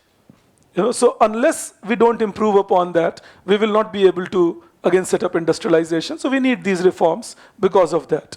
So these are, again I repeat, these are structural reforms or supply side reforms to increase the capacity of production. ये जितनी बातें आपने लिखी, इनसे आपका potential GDP high होता है. मैं आपको potential GDP पढ़ा चुका हूं in macro. Alright, I've taught you potential GDP there. All these activities make your potential GDP higher because they increase the capacity to supply. Now you tell me, all these are doable in India? We can do that? Okay, then you know what it shows to us? That all those Mankiw and Fisher and Blanchard, all those nice books that we study, which start the life at YN, is something that we should take with a pinch of salt in a country like India, because in my country, it is possible to keep shifting this YN by the structural reforms. So that is what India should aim for. Cyclical management तो करना है, मैं उससे मना नहीं कर रहा. We need to make sure that okay, if this is the YN today, and if this is my AD, and say if this is my AS, then I need to make sure that my PE is maintained and I'm in that YN. But I don't have to remain happy being here. My idea should be keep doing structural reforms, keep shifting this YN to the right, and keep creating possibility of higher growth. Mind you, I'm bringing it, higher growth without high inflation. Again, हमें इतना injection दे देते हैं economics पढ़ाते हुए, high growth will mean high inflation. Phillips बोलकर गया ऐसा, फिर ऐसा कैसे नहीं होगा? कि मैं देखता हूं पढ़े लिखे लोग, इकोनॉमिस्ट्स, जिनको पता होना चाहिए, वो भी कहते हैं नहीं, ग्रोथ के साथ थोड़ा इन्फ्लेशन तो होगा ही. क्यों? अगर ग्रोथ सप्लाई साइड हो तो हाई इन्फ्लेशन क्यों होगा? If the growth is happening from supply side, why will there be high inflation? And if you are developing your supply side, you are employing your people. So if you are employing your people, your demand will rise. So you won't have a demand side issue then. You won't be a China. You will go investment led, followed by consumption led. If you will have growth from supply side, provided, again I repeat, the growth is well dispersed in all places of India, then you will have multiplier effect along with accelerator effect. So supply will pick up and demand will pick up. Now I'm bringing you to something, I've told you this earlier, but I will again bring it to you. So where should we invest? You recall Make for India? That is what we should our beginning point should be.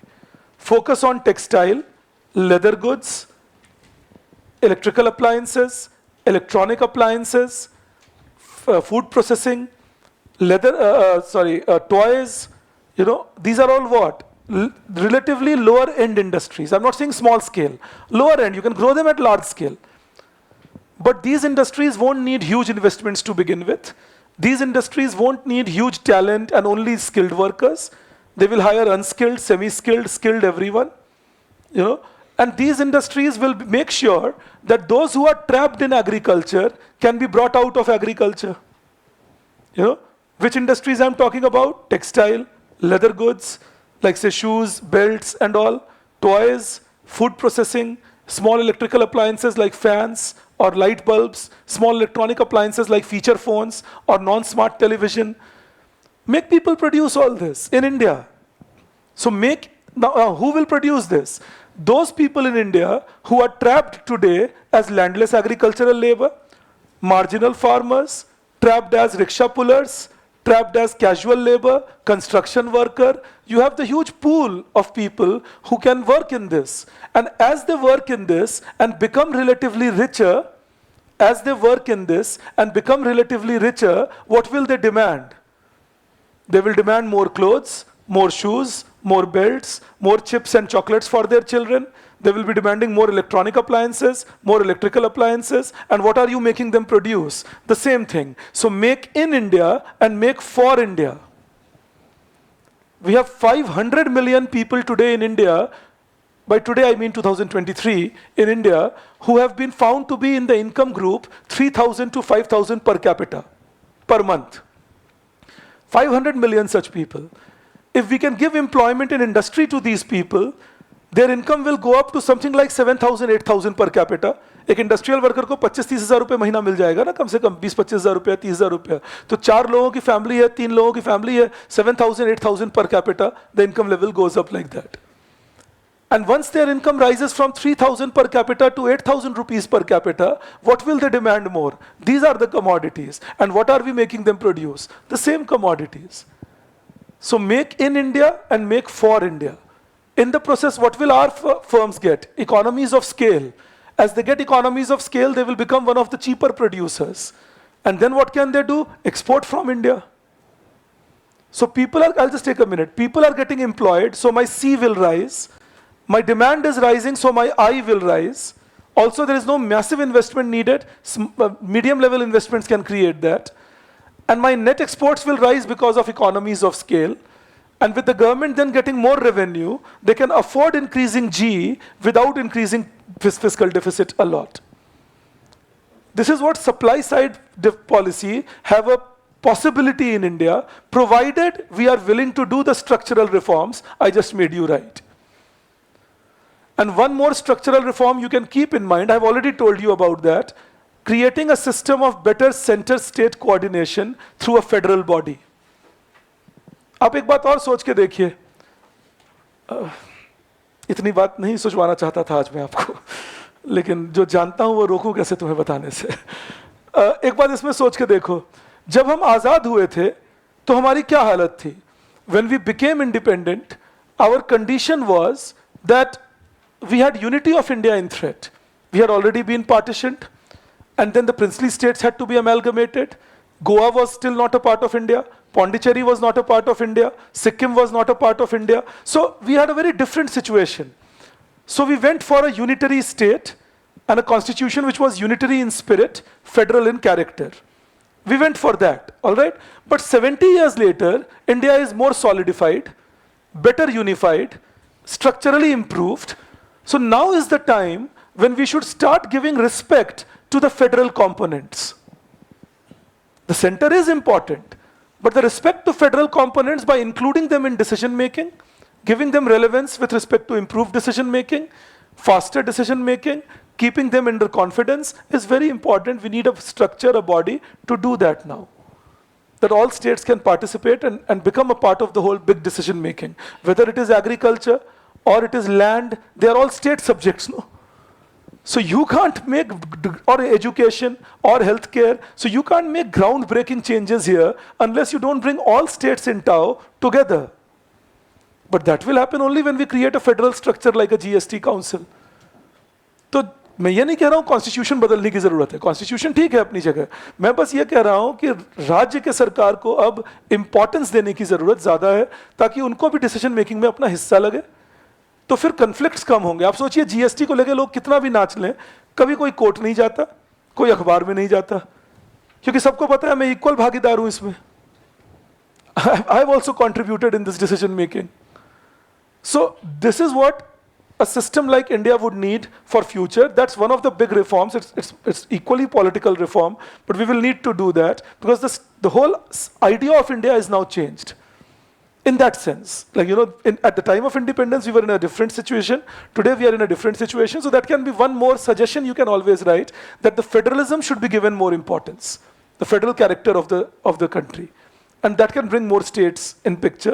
Then more states will be willing to learn from each other. They will interact more with each other. And that will give better growth.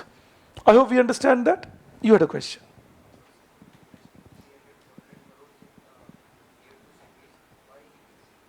But why will you spend 300, 400 crore? Why not 25 crore?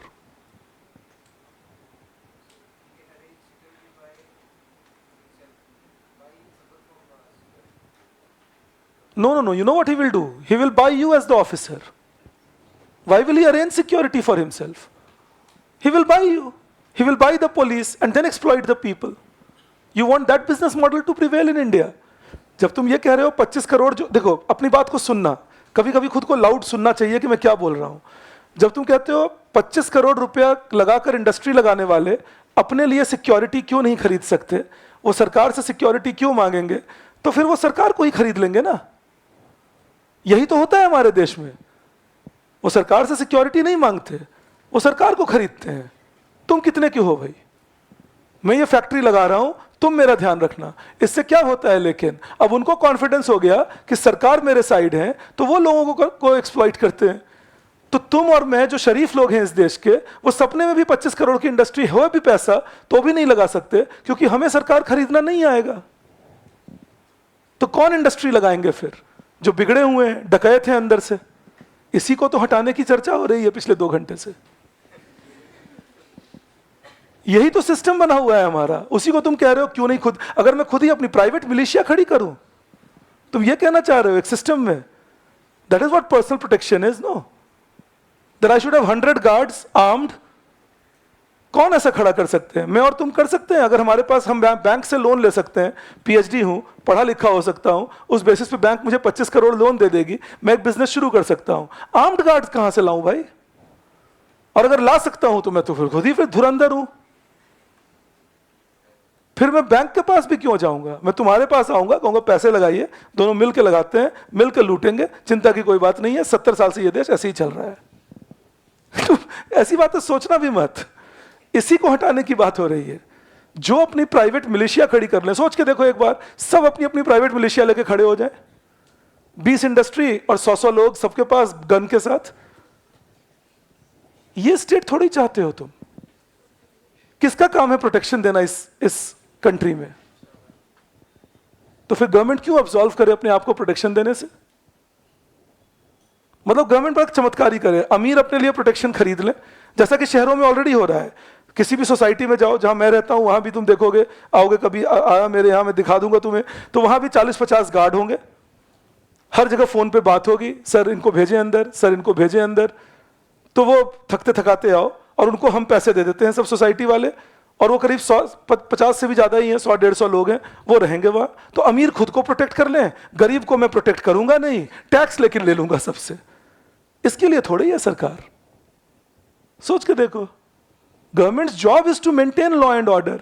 So if I am rich or I am poor, if I am coming to you and telling you that somebody is extracting money from me, threatening me with an extortion tax, it's your duty to protect me. You can't tell me go and hire your private militia and please protect yourself. Next time I will hire my private militia, I will kill 5 people and I will say you said so. This fellow had come to extract money from me, I killed him. And my lawyers, because I am a 50 crore person now, my lawyers will prove it in the court that I acted in self-defense. सपने में भी मत सोचा करो ऐसी बातें। मैं तुम्हें बता रहा हूं कि अमीर को खुद को प्रोटेक्ट करना चाहिए। अमीर तो खुश हो जाएंगे ये सुनकर कि अब आया मामला मेरे पास, अब मैं दिखाता हूं गुंडागर्दी होती कैसे है। यही समझा रहा हूं, यही तो इंडिया के अमीर करते हैं। गांव में जमींदार है, लठैत रहते हैं उनके घर में। क्या कह रहा हूं मैं, मेरे भी घर में है। तो वो लठैत क्या है भाई? क्योंकि सरकार एब्सेंट है। सरकार बोलते हैं अपने आप को बचा लीजिए आप, लेकिन पुलिस भी उन्हीं के फोन कॉल पे है।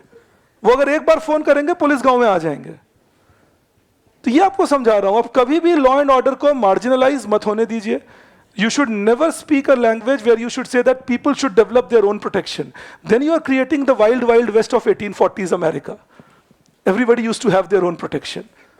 Rampant killing on the street. So never even dream of that thing. We need governance. We need to make sure government protects people and gives them security, and that for that you need governance reforms. All right, always keep it like that in the mind. Okay. Now, you write below that, one more line. I'll just quickly answer a few things here. There is one question I see, that import tariff on laptop delayed, but import duty can give a security to Indian industries to grow and reach inflection point. Now, this is what I'm trying to explain to you. ये theoretically कहा जाता है that for few years you protect people, and then they will become strong, and then they will be able to compete with the world.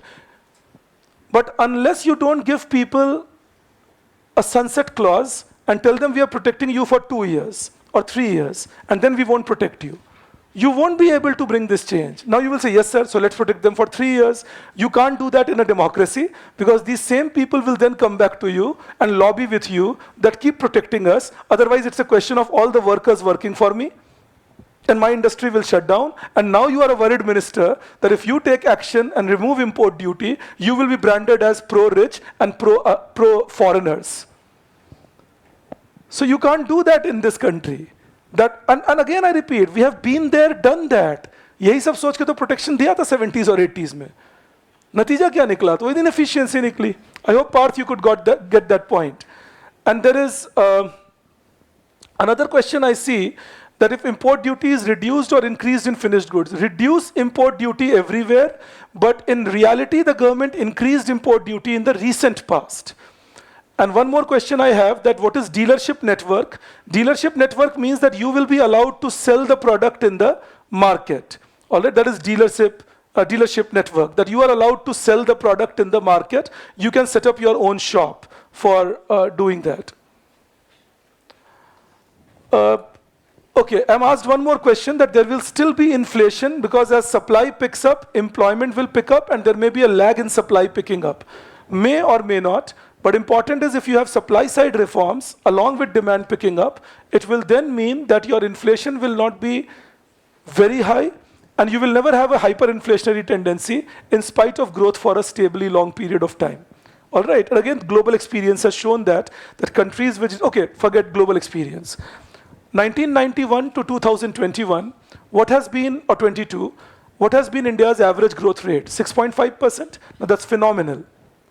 Without any doubt, by any standards, that a country grows for 30 years at 6.5%.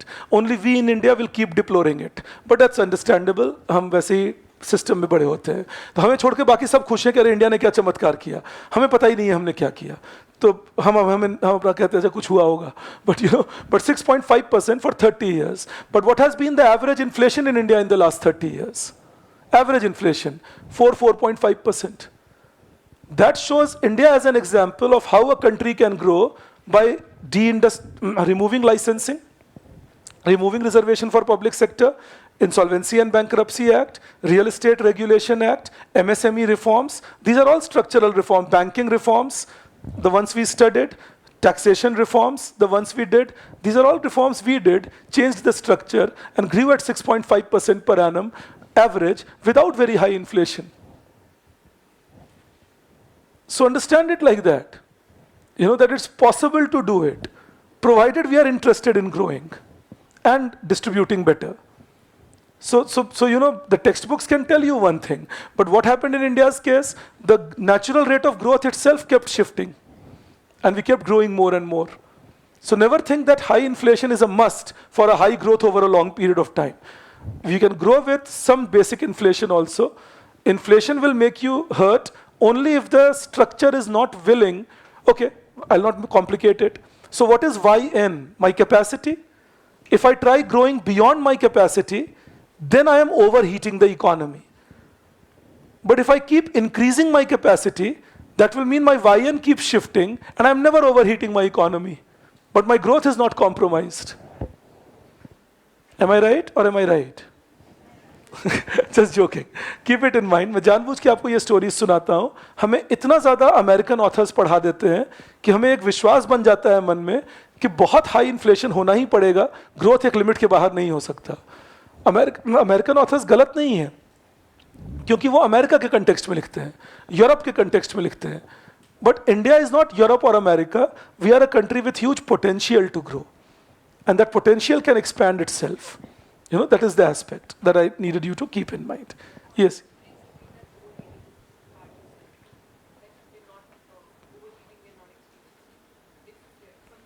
I said that if your YN keeps shifting, then you can keep growing without overheating. What is overheating? When you are growing much beyond your capacity, and then your capacity to grow will be compromised, but your inflation will keep rising because the demand will keep rising. Just to give you an example,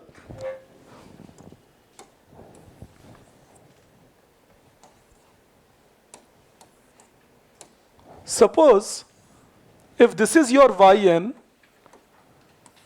and you are already here, now if you go this side, your output has to rise and your inflation will rise. If you grow further, your inflation rises further. So you are overheating. You're growing beyond your capacity. And therefore your inflationary tendencies will be high. Beyond a point you can't push this because you are limited by this YN, but your demand is going on and that will push inflation and can make things hyperinflationary. That is why we say that in a boom period, I hope you would recall boom, recession and all discussion I had done with you. So in a boom period, we go for contractionary policy to control the boom, to stop overheating. I hope you would recall that. But now I'm saying that if I go for structural reforms and do supply side reforms, then this YN itself shifts here. So my demand might have shifted, I have not overheated. And then I do further structural reforms and so as long as it is possible for me to keep doing these reforms and keep improving my capacity, अब सोच के देखिए, मैं जानता नहीं हूँ आप visualise कर पाएंगे या नहीं, मेरी तरह नहीं कर पाएंगे क्योंकि मैं बुढ़ा हो गया हूँ इकोनॉमिक्स पढ़ते पढ़ते और पढ़ाते पढ़ाते. सोच के देखिएगा कभी. Our villages not very well developed. 65% of India lives in rural areas.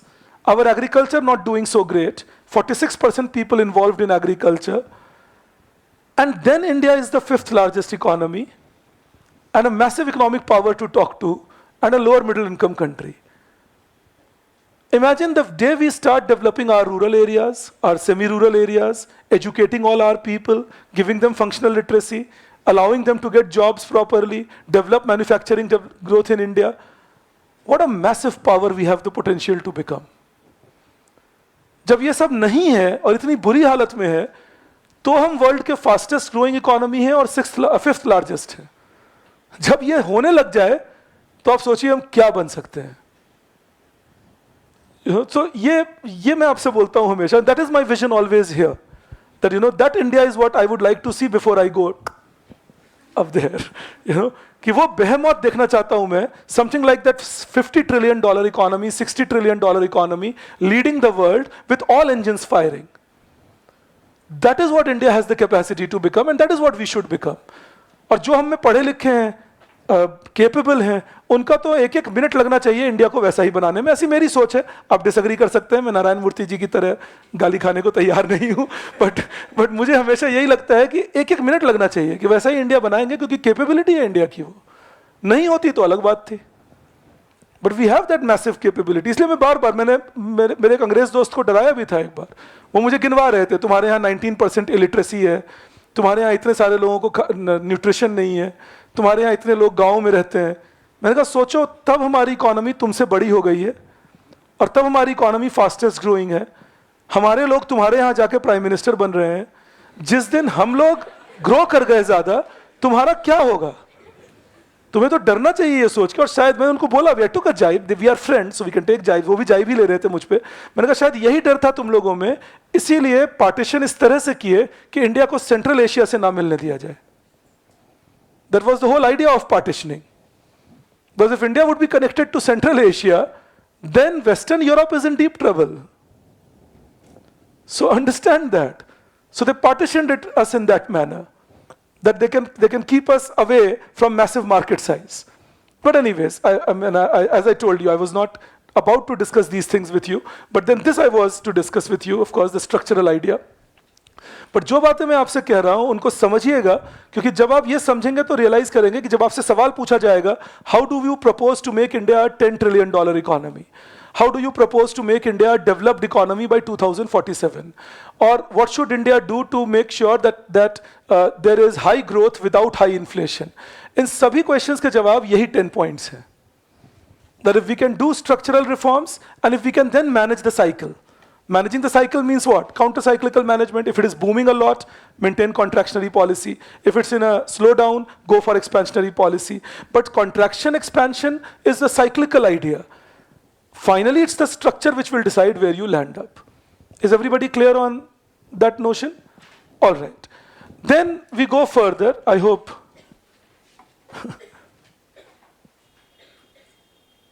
Okay. आपके दोस्त मुझे पूछ रहे हैं आप कौन सी सोसाइटी में रहते हैं. मैं नेक्स्ट आईएएस में ही रहता हूँ. मुझे ऐसा फील होता है कभी कभी, सुबह 7:30 से लेकर रात को 9 बजे तक. अभी तक मेरे घर के स्विचेस भी मुझे क्लियर नहीं हुए हैं पूरी तरह. Okay, now you give a heading, right further. See, if by chance I missed any of your questions, I'm asking the online people. If by chance I missed any of your question, please ask me on the Telegram. Right now I feel I have answered all, but in case I've missed something, please do ask. All right, let's see this then. You write below that, change the paragraph. In spite of lack of structural growth, in spite of lack of structural growth, service sector grew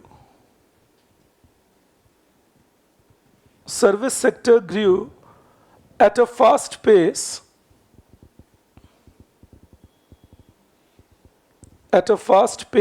in India due to following reasons.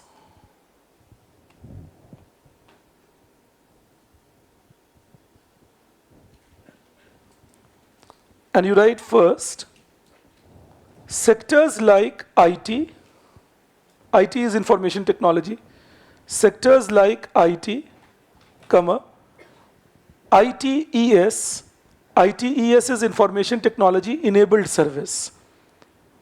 So sectors like IT, ITES, comma, finance, etc. do not need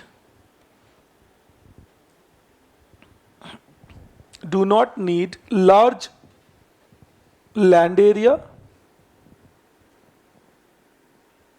or very high labor force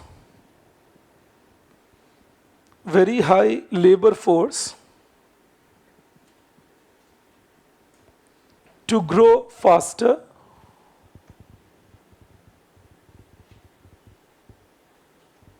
Therefore, lack of input market reforms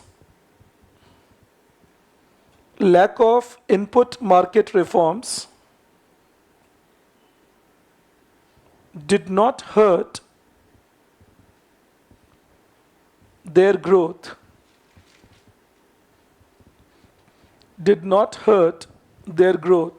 Second, you write, India's liberalization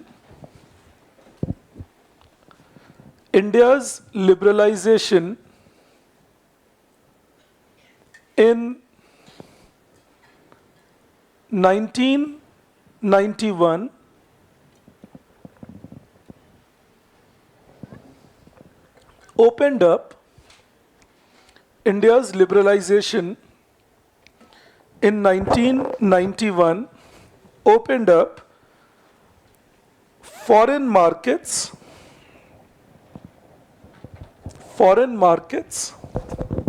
for sectors like IT, comma, business processing. Business processing is things like call centers and all. All right, business processing, comma,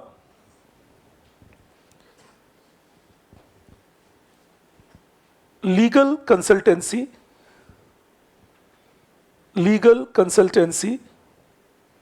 etc., in which India already had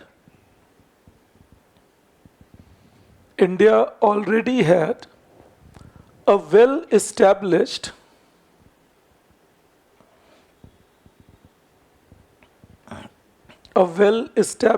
structure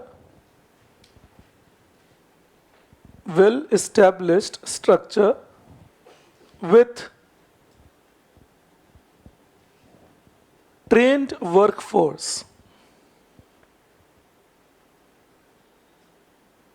Like, English speaking people, that was big advantage of India as we liberalized, because we had good enough pool of people who could speak English, who could participate in IT, business process outsourcing, call centers, knowledge process outsourcing, these kind of industries. And we also had large pool of people eager to learn English. That's equally important. कि अंग्रेजी सीखना हमारे यहाँ बहुत जबरदस्त एक बात होती है, तो लोग तैयार भी थे कि हाँ मुझे ट्रेन कर दो, मैं और थोड़ा एक्सेंटेड इंग्लिश बोलूँगा, तो मैं कॉल सेंटर में काम करूँगा, ये सब सीखने को तैयार हूँ. तो उस केस में there was no dearth of workforce.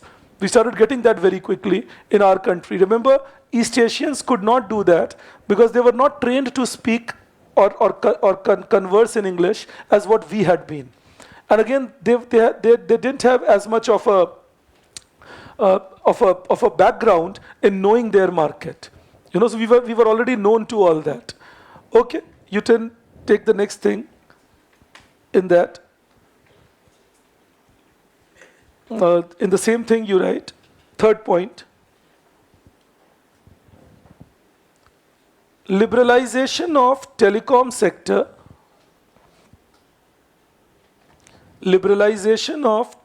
sector opened up multiple services multiple services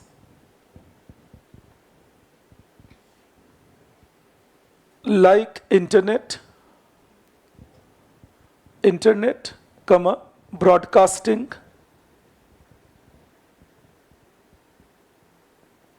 comma, entertainment, etc., leading to high growth.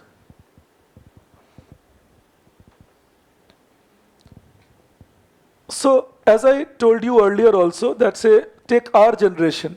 So, we are a generation which was growing up on one television channel, Doordarshan, and that television channel will also operate 6 hours in a day maximum and functionally operate for half an hour, because apart from that 5.5 hours they will have very boring programs. So people won't be seeing it much.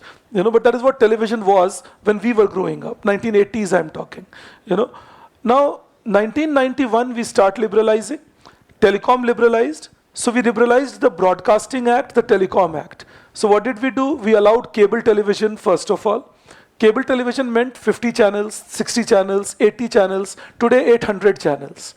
Now why that becomes important? 800 channels will mean that many technicians, that many managers, that many owners, and so on. You understand that? So new employment sources, new source of income creation, and business creation. Also, then gradually cable became important in India. Then as telecom kept evolving, internet happened in India. So with internet happening, earlier the internet was confined to the laptop or the personal computer. Then with smartphones, we start having internet on the telephone, which means now that huge dispersal of internet connection in India, which also gave rise simultaneously in broadcasting to dish antenna revolution or direct to home broadcast, DTH बोलते हैं जिसे. All right, direct to home broadcast.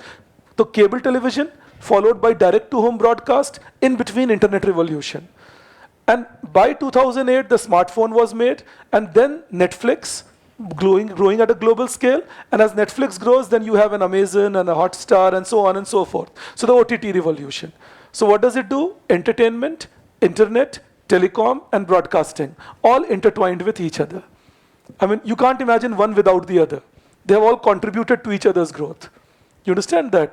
20 साल पहले कोई थोड़ी सोचते थे कि कोई Spotify भी होंगे. But it has become a household name. और people will play games. कल मेरे जो younger son है, उनके रूम से तरह तरह की आवाज़ आ रही थी. हा हा हु ओए मार दिया. तो मुझे लगा रात को बेचारा क्या पी लिया पता नहीं. घर में तो ऐसा कुछ रखा नहीं. तो मैं ऐसे ही उनके रूम में घुसा. मैंने कहा किससे बात कर रहा है? दोस्तों से मजाक कर रहा है? कहता नहीं, भैया के साथ कनेक्टेड हूँ, हम लोग फीफा खेल रहे हैं. So this is something that मैं अपने भैया के साथ connected होने की सोच ही नहीं सकता था ऐसे. That is how world has changed. That वो अपना video game खेल रहे हैं आपस में and they're connected over the distance because my elder son is in a hostel. तो वो connect होके खेल सकते हैं. That's entertainment because of internet connected by mobile telephony. You understand that? So this is the way India has grown. और इन सब के पैसे लगते हैं. तो GDP growth में contribute कर रहा है ये. इनकेस आपके मन में आया अच्छा सर ने अपने परिवार की कहानी सुनाई, नहीं, मैंने अपने खर्चे की बात बताई आपको जो दोनों साइड से मेरा हो रहा है. मैंने दोनों को बोला होगा ठीक कर रहे हो तुम दोनों. But anyways, that's just for laughing purpose. But important thing I'm trying to drive home is that is solidly contributing to GDP and we may not even actually absorb it that it's contributing to GDP. हमें लग रहा था ये सब हो ही गया ऐसे ही. यहाँ तो लोग एम्प्लॉयड होंगे ही नहीं.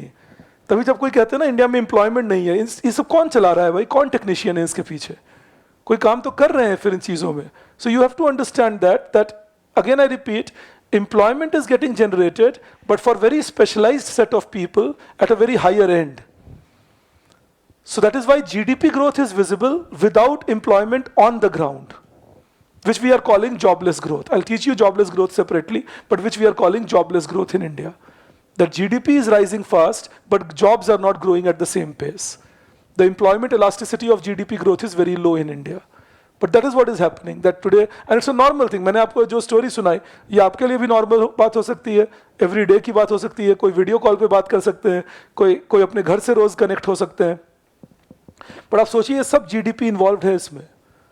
All this means some GDP growth happening based on telecom, internet, entertainment, broadcasting, all connected to each other. You know, one without the other not imaginable. And all this is a product in the last 20 years. It was not there 15 years back, 17 years back. It was just not there. You know? Okay.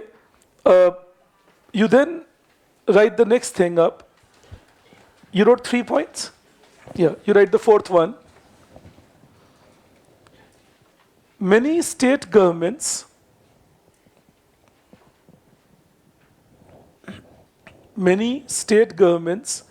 changed land use policy. Many state governments changed land use policy, which resulted in promoting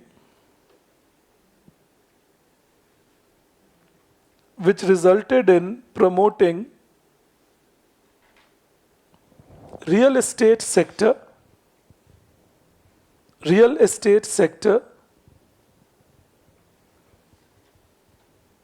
at a very fast pace. Real estate is property dealing, trading in property, developing townships, developing multi-storied buildings and selling them to the people.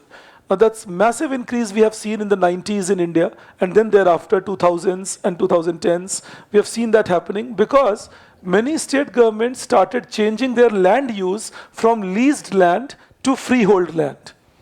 I hope you would recall this was a story I had told you once earlier also. Leased land means I've given you land up to for next 99 years or 67 years. But freehold land means you pay a small fee and the land is entirely yours. Many state governments said that you pay a small fee and you can convert the land into entirely your land. Now many people started paying that fee, converting the land into a freehold land and doing massive construction on that land and then selling it to others. And that was real estate business in India, which grew it is a metamorphosis we have seen in it. आप सोच के देखिए, India में multi-storied building 1991 के पहले सिर्फ मुंबई और गुरुग्राम में allowed थे. No other city in India. 1985 के पहले सिर्फ मुंबई में allowed थे. Apart from Mumbai, no other city in India had multi-storied building. There'd be single floor, double floor, maximum 2 floors. Then Gurugram allowed it, multi-storied buildings. So societies started developing. And then looking at Gurugram's success, the others started allowing it. So you have a formation of a Navi Mumbai, or you have the development of a Noida, and so on. So all these places got established post this change that I am talking to you. And that's massive real estate business that grew in India. Again, service sector. Next, you write, next point. Very high growth in both internal and external trade. Very high growth in both internal and external trade after the policy of liberalization. I repeat, very high growth in both internal and external trade after the policy of liberalization due to increase in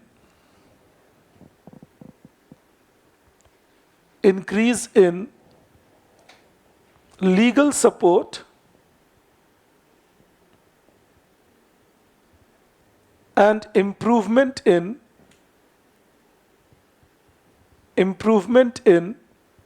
ease of doing business.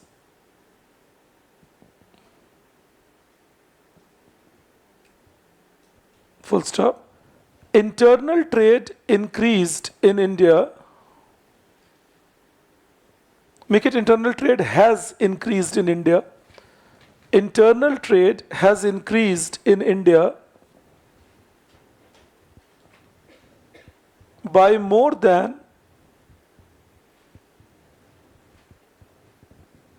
130 times. 130 times in value terms Value terms means in money terms. In value terms, and external trade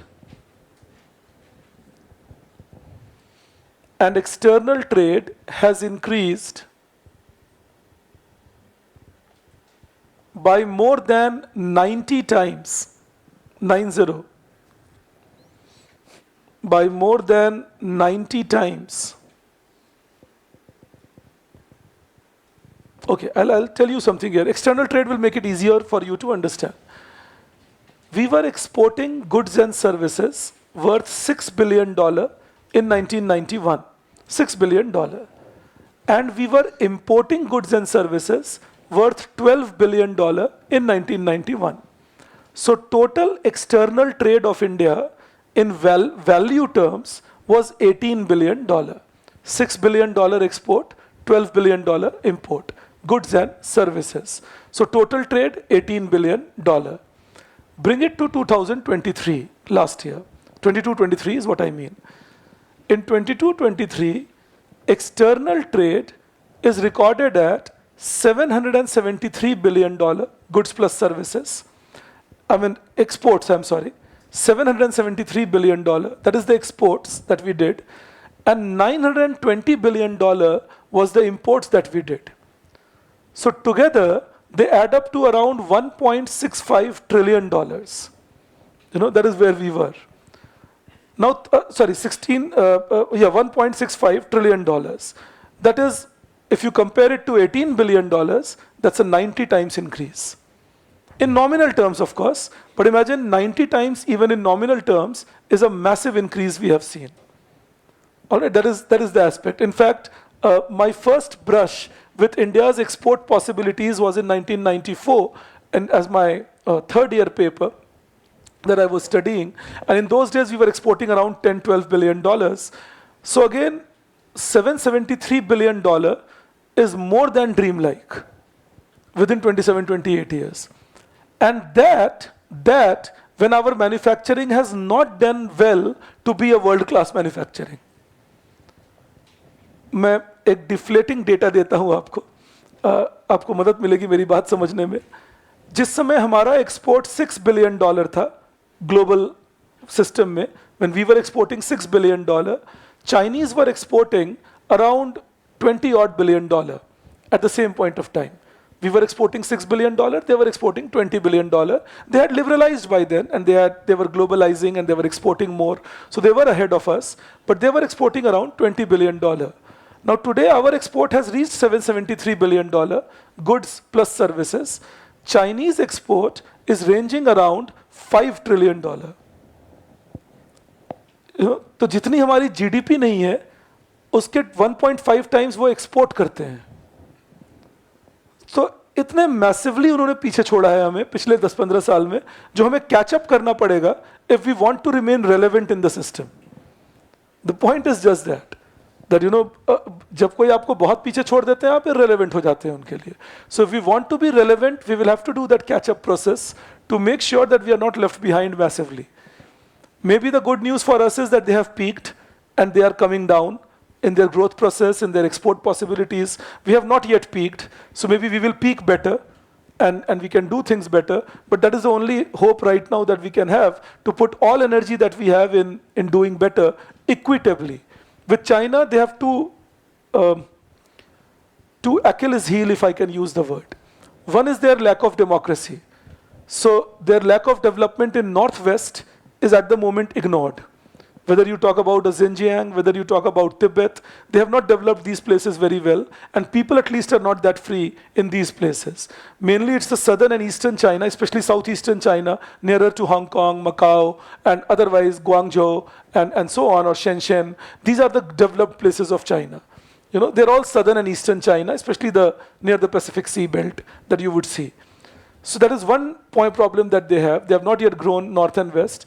And the second challenge that they have is that their lack of democracy has meant that a lot of their trouble in financial sector is not getting revealed at the moment, but it does exist, as reflected by, say, a collapse of Evergrande, or reflected by collapse of some of the banks in China. So they have an issue over there, but they are able to hide it because of the command and control mechanism, but that itself becomes the dangerous part. Because if you have an issue and you hide it, then the expansion of that trouble can become your implosion point. अगर एक दिक्कत है तो उसको बताना ज़्यादा ज़रूरी होता है. यही डर मुझे कभी कभी hero worship of a leader in a democracy में भी लगता है कि आपके सराउंडिंग में जितने लोग हैं, अरे सर मैसिव, सर शाबाश, सर शानदार, उसमें किसी ने बाई चांस कह दिया सर लेकिन मुझे लगता है ये बात गड़बड़ होगी, निकालो इसको, तुम बताओ क्या कह रहे थे, सर मैं तो कह ही रहा था ये बात होगी, कैसी बात करते हैं, कैसे नहीं, आपने कहा होगी. So this is a challenge we have. Somebody got to be the naysayer, especially because then you become the king without clothes. You know, because everybody says that the king is wearing new clothes and the king doesn't know I am nude. So kings should be very conscious that they have people around them who have the power to speak truth to them. That, sir, this is a challenge here. It's not going to happen. Let's wait and watch, and so on. So if we can do that, then we are in a much better shape. But I hope we will. But that is a trouble. Sometimes I feel troubled क्योंकि हम इतने अच्छे लोग हैं भारत में कि हम जिनको प्यार करते हैं बस उनके लिए पूरा समर्पण भावना रख लेते हैं कि अरे मैं तुमको प्यार करता हूँ, अब तुम कुछ भी करो, तुम जैसा मर्जी चलाओ, जो मर्जी करो, हम तुम्हारे साथ हैं. और अगर किसी से तिरस्कार करते हैं किसी के प्रति तो वो भी पूरी समर्पण भावना से करते हैं. अब तुम कुछ अच्छा भी करोगे मैं तो गाली ही दूंगा तुम्हें, मैंने डिसाइड कर लिया है. That becomes a trouble point because then we lose the benefit of being a democracy. Remember that. The biggest benefit of being a democracy is growth based on debate. And debate understood by all. You know, that is what we need to know. आप में से कुछ लोग GS पढ़े होंगे, पढ़ते हैं next IAS पे. आप कभी भी देखेंगे जो मेरे बेस्ट फ्रेंड हैं नेक्स्ट IAS में, one of the best friends तो मेरे अच्छे दोस्त बहुत सारे हैं, but one of the best friends Ayaz sir, वो और मैं बहुत बातें अलग अलग बोलते हैं, लेकिन इससे हमारी दोस्ती पे कोई फर्क नहीं पड़ता क्योंकि हम दोनों जानते हैं कि हम दोनों पढ़े लिखे लोग हैं. तो एक दूसरे की इज्जत करते हैं, डिसएग्री कर सकते हैं, उस पर कोई रुकावट भी नहीं होनी चाहिए. We can choose to disagree with each other, but we agree on 80-90% of the points. We keep those agreements. And on disagreements, we discuss it. Tell each other that, yes, look, but then this is where I disagree with you. He also says, I disagree with you. That's mutual respect and mutual faith. That's democratic. Democracy goes away अगर एक आदमी ने बोल दिया भाई ये सरकार ने अच्छा काम किया है, अरे ये तो भक्त है, कितना पैसा दिया तुम्हें बीजेपी के IT सेल ने. ये डिसबिलीफ कि कोई आदमी अपने मर्जी से कुछ अच्छी बात भी बोल सकते हैं, और किसी ने अगर कह दिया ये सरकार ने गलत काम किया, तुम पाकिस्तान चले जाओ. क्यों जाए पाकिस्तान, यहीं रह के बात करेंगे. So this is what I am saying, that disbelief hertz the nation more. So democracy is all about debating, coming up, being criticized. That's not a problem. I was hearing Raghuram Rajan in one of his interviews, and he said that there was a meeting means a program actually, where he was there, and there were 4 other people along with him. He said Ishar Jaj Ahluwalia was there, and even Ishar Jaj ma'am had said this to me in the past, so I believed him when he was saying this. So Ishar Jaj Ahluwalia was there, and he said that Montek Singh Ahluwalia was there, and there was one more person he named. He said 4 of us were there among 5 people, and he said 3 among us scathingly criticized government policies about what has the government done and why they are doing it wrong and how this should not be happening and so on. And he said the 5th person in that debate was Manmohan Singh ji, and he was the prime minister at that time. And he said that he listened to all of us, and then we said, okay, what is your response to it? He said, my response will be in the actions I will take, having inculcated what criticisms you have given and how feasible they are and how we can overcome these problems. So you got to somewhere internalize that, okay, I've made some mistakes and maybe I can rectify them. But unfortunately, as I told you earlier also, he never got the real power. The real power again remained with people who never came up to that power, and that becomes a challenge. You know, that is the aspect, because then the debates take a beating. So keep that in mind. That is the real. अभी भी कांग्रेस वही गलती कर रहे हैं, इसीलिए उनका वो इलेक्शन जीतने में उनको दिक्कत होती है. मल्लिकार्जुन खड़गे जी को बना दिया अपना चीफ, और रियल चीफ डिफैक्टो कोई और है. तो जो रियल चीफ है उन्हीं को चीफ रहना चाहिए, सारे बार्ब्स लेकर भी. वो ज़्यादा अच्छा होता है डेमोक्रेटिक डिबेट्स के लिए, और उनको भी प्रेजेंट करेगा as good leader, rather than making Kharge ji the chief. Otherwise, जब election करवाए कांग्रेस में और Shashi Tharoor puts his name in, then bring a credible candidate and let a fair election happen to see who wins. I mean, ruling by spin or ruling de facto is the most dangerous thing you do. Because then people start trusting not your words because they don't know whom to trust, whose words to trust. आप कहेंगे नहीं sir आप गलत बोल रहे हैं, आप anti Congress हैं, वही कितना पैसा दिया बीजेपी के आईटी सेल ने, ऐसा कोई बात नहीं है, मल्लिकार्जुन खड़गे जी ही कांग्रेस के असली नेता हैं.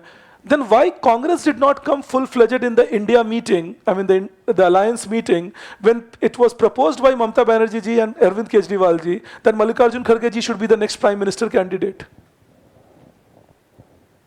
If he is the leader of the Congress, and there are your teammates suggesting that he should be the next prime ministerial candidate, you should welcome it full-fledged. कह रहे वाह मेरे नेता को आप प्राइम मिनिस्टर बनाएंगे, हाउ ग्रेशियस ऑफ यू. और उल्टा कांग्रेस से ही लोग बोलने लगे ये प्रीमेच्योर है, अभी सोच के बताएंगे, रुक के देखते हैं. ये कैसी बातचीत होती है? अगर वो लीडर है और कांग्रेस यही तो कहते हैं मुझे सीट शेयरिंग ज्यादा चाहिए, मुझे इंपॉर्टेंस मिलना चाहिए, अब इससे ज्यादा इंपॉर्टेंस क्या मिलेगा कि आपके लीडर को प्रधानमंत्री बनाने की बात होती है. तो यहां डेमोक्रेटिक डिबेट खत्म हो जाता है. फिर यही समझा रहा था. And if democratic debates are over then you don't know whom do you talk to. The confusion we will have about Pakistan in future, whom are we talking to? So this is the challenge that one has about India. Since I told you China's challenge, I thought I should tell you India's challenge, that we need more democratic debates in the country so that policy is well discussed rather than either accepted wholeheartedly or rejected wholeheartedly. Policy becomes better only when there is a nuancical debate, among people. Okay. Now you write below that one more point on why services could grow better.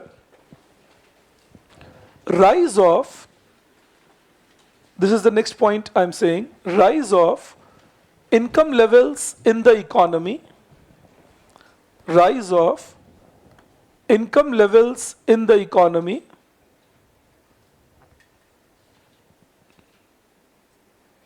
income levels in the economy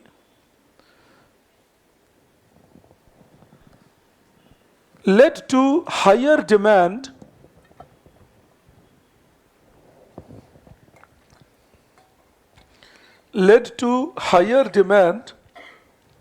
for luxury services,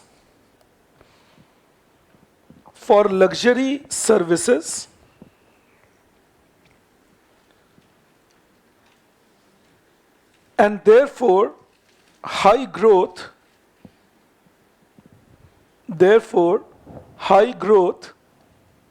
in sectors like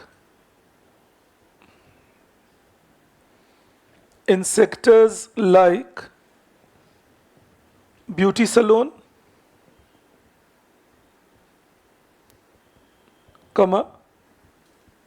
cosmetic surgery,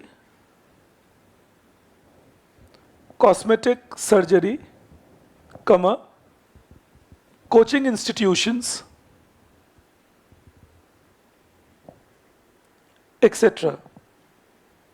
Remember, I deliberately did not use the term education or healthcare. It's not entirely education and healthcare. There are specific sectors within it which are luxury oriented, and they have grown heavily. I mean, you look at the growth in number of institutions providing you coaching, or look at the growth in number of institutions giving you cosmetic surgery, and number of clients that they are achieving now. The point is that cosmetic surgery has been there in this country for very long, but now it is becoming kind of an everyday thing. That people are choosing it. कोई अपने बाल नए ले आते हैं, कोई अपना मोल हटा लेंगे, कोई अपना नाक चेंज करा लेंगे. तो वो changes अब हमारे यहाँ tremendously establish हो रहे हैं because of it becoming scaled up. And same thing applies on, say, beauty salons, spas, and same thing on coaching industry and so on. So this is where, again, service sector growth has been registered all across. So these are all factors leading to high service growth in India. I again repeat, which again is something that is good. I'm not saying it's bad. The challenge it creates is that we have ignored the role of manufacturing in the whole process then. So I'm doing this analysis with you. You write implications of service-led growth in India. Implications of service-led growth in India. I will discuss gig economy with you, Karan, when I'm discussing labor market, but gig economy is a byproduct of the growth that we are having. I will discuss legalizing of MSP. Mahendra, you will have to wait till I get into agriculture. Ritu, if you could just look into the recordings again for export-import data, or you leave a message for me, I'll reply on Telegram. Yes, Americans have not yet peaked. I can tell you that, Vasundhara. In fact, even Americans are mistaken that they are not doing well. But if you look at American economy growth, and if you look at the way they are establishing the market value they are creating, I mean, they are sitting on what is called FANGs. You know, Facebook, now Meta, of course, and Alphabet, and Amazon, and Netflix, Google as a subsidiary of Alphabet, you know, and then things like NVIDIA, you know, Microsoft. तो ये सारे जो major companies हैं जिनकी valuation बहुत high है, ये सब तो अमेरिका में है. तो जब ट्रम्प बोलते हैं let's make America great again, I mean, again is a misnomer. They are already doing pretty well for themselves. Their economy is a $25 trillion economy with 300 million people. That's almost a $70,000 per capita income economy. Well, Chinese are a $19 trillion economy with 1.4 billion people. They are a $14,000 per capita income economy. They are nowhere close to Americans in per capita terms. They are 5 times lesser. Soft power of America dominates still. You know, you look at the queue in front of Visa Office of America and Visa Office of China, and you will get the answer. वो soft power है. आप किसी से पूछिए कहाँ migrate करोगे, America या China? Answer बहुत obvious होगा कि कहाँ migrate करेंगे.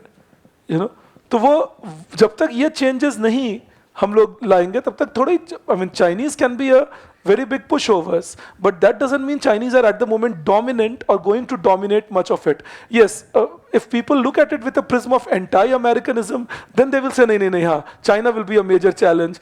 अमेरिका में ये कहानी क्यों शुरू हो गई है? Because Americans are smart enough. They know that they can't wait for the Chinese to start breathing down their neck before they start changing. You know, so they're trying to control China right from now on, before they get too close to the Americans. I'm not at all saying China is not a powerful nation. I'm only saying that Americans are still far ahead as compared to Chinese, and Chinese will need at least 2 more decades to give America a very serious competition. You know, they don't have that many resources as yet. Chinese वही mistake कर रहे हैं जो Soviets ने किया था. Soviets को लगा था कि अब मैं पकड़ लिया इनको, जबकि वो अमेरिकन इकोनॉमी के 1/3 थे उस वक्त इन पर कैपिटा टर्म्स. तो ये गलती बस चाइना भी कर रहे हैं, उनको लग रहा है उन्हें पकड़ लिया अब इनको. और चाइना वही गलती कर रहे हैं जिसके बारे में मैं इंडिया में भी आपको वार्न कर रहा था, जो सोवियट्स करते थे, not allowing open dialogue. So the discontent will simmer inside. You know, ऐसा थोड़ी डिसकंटेंट होगा नहीं, लेकिन जब आप ओपन डायलॉग्स नहीं अलाउ करते हैं तो वो डिसकंटेंट अंदर ही अंदर सिमर करता है. Then it will explode one day, as it happened with Soviets. Of course, Chinese will not have that because they have given more richness to their people immediately. But if you recall zero COVID policy of Xi Jinping, the discontent had already started arising. People coming on the streets in Beijing or Shanghai. Banks were not allowing withdrawal. People protesting against the banks not allowing withdrawal. और ये तब जब China अपने news बाहर नहीं आने देते. तो सोचिए किस स्केल पे हुआ होगा कि ये न्यूज़ बाहर आने लगे चाइना से.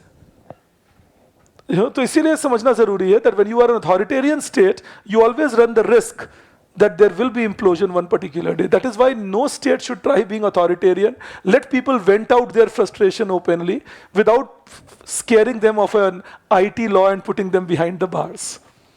Don't do that. Let them bring it. Humor को control मत करिए. Humor एक बहुत तरीका होता है जिससे लोग अपनी frustration निकालते हैं, मजाक कर लेते हैं. हमारे यहाँ लोग बुरा मानने लगे हैं आजकल बहुत ज़्यादा. अब किसी भी बात पे ह्यूमर कहिए, नहीं नहीं नहीं ऐसा बोलना नहीं चाहिए. ये बात आपको समझा रहा हूँ. This is something where societies start getting थ्वाटेड. अमेरिकन्स को भी ये बीमारी लग रही है धीरे धीरे, no doubt about it. But cancel culture उनके यहाँ भी बहुत ज़बरदस्त चल रहा है. that boycott the person and so on and so forth. But this is not healthy for the long-term growth. Long-term growth is let humans express. That's very important, because that way they will not explode one day. that is the way to learn. इसीलिए authoritarian regimes नहीं चल पाते हैं ज़्यादा, कहीं ना कहीं implode करते हैं, और जो डेमोक्रेसीज रहे वो लास्ट करते रहे, because people had the freedom of expression.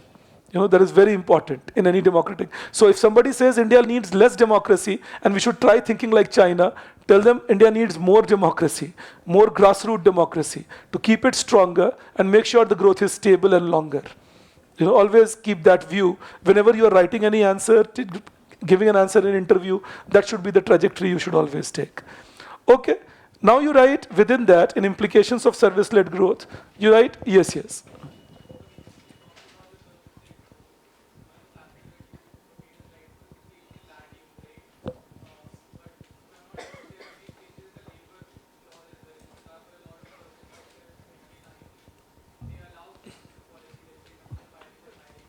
Yeah.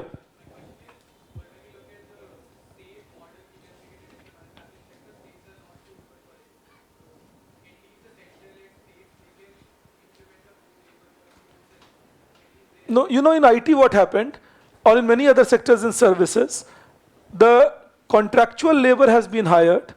All right, in IT we allowed that. And they don't come under Industrial Disputes Act, because Industrial Disputes Act is for commodity manufacturers. And they are service people.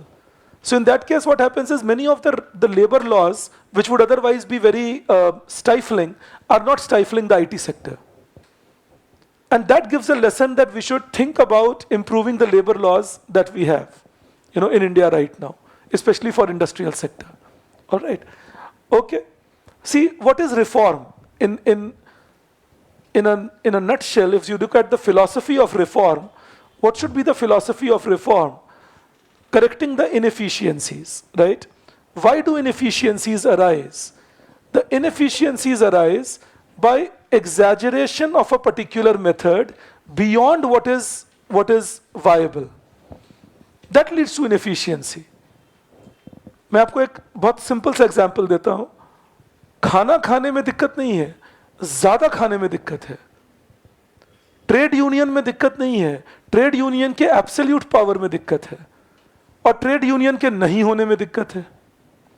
आप समझिए ये बात, ये दो extreme है. No trade union, very dominant trade union. Both of these will create problem. The socialist say keep a dominant trade union, the neoliberals say no trade union. That's a challenge. You need a trade union with a proper set of law so that they are true representatives of the labor whom they claim to represent.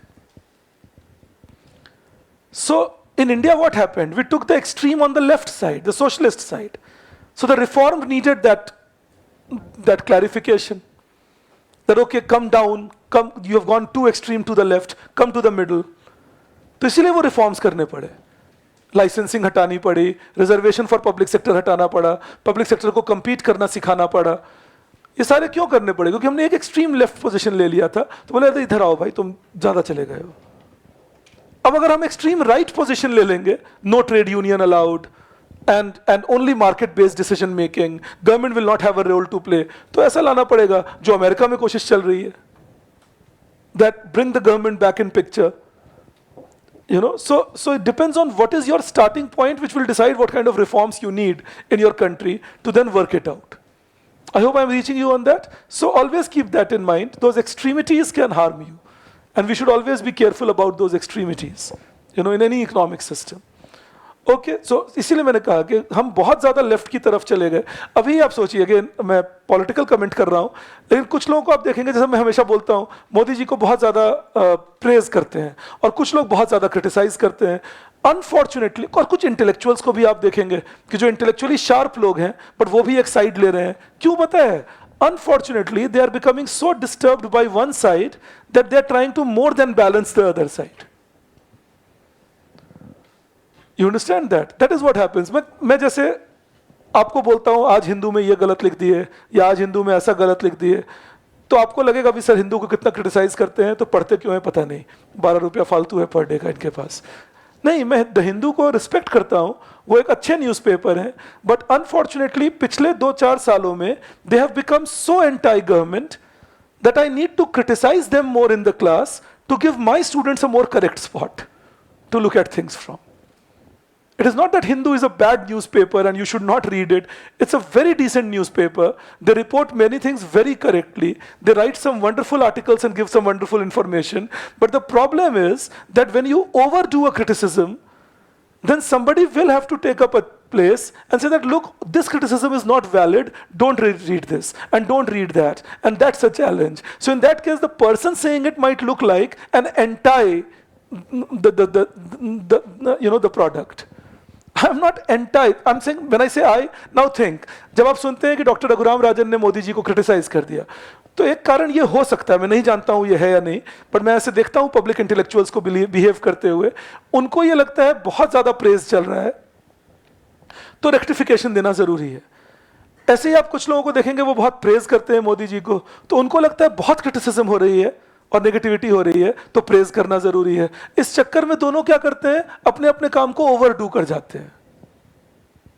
That becomes the challenging aspect, because as common people, laymen, people don't understand that they are coming from which side.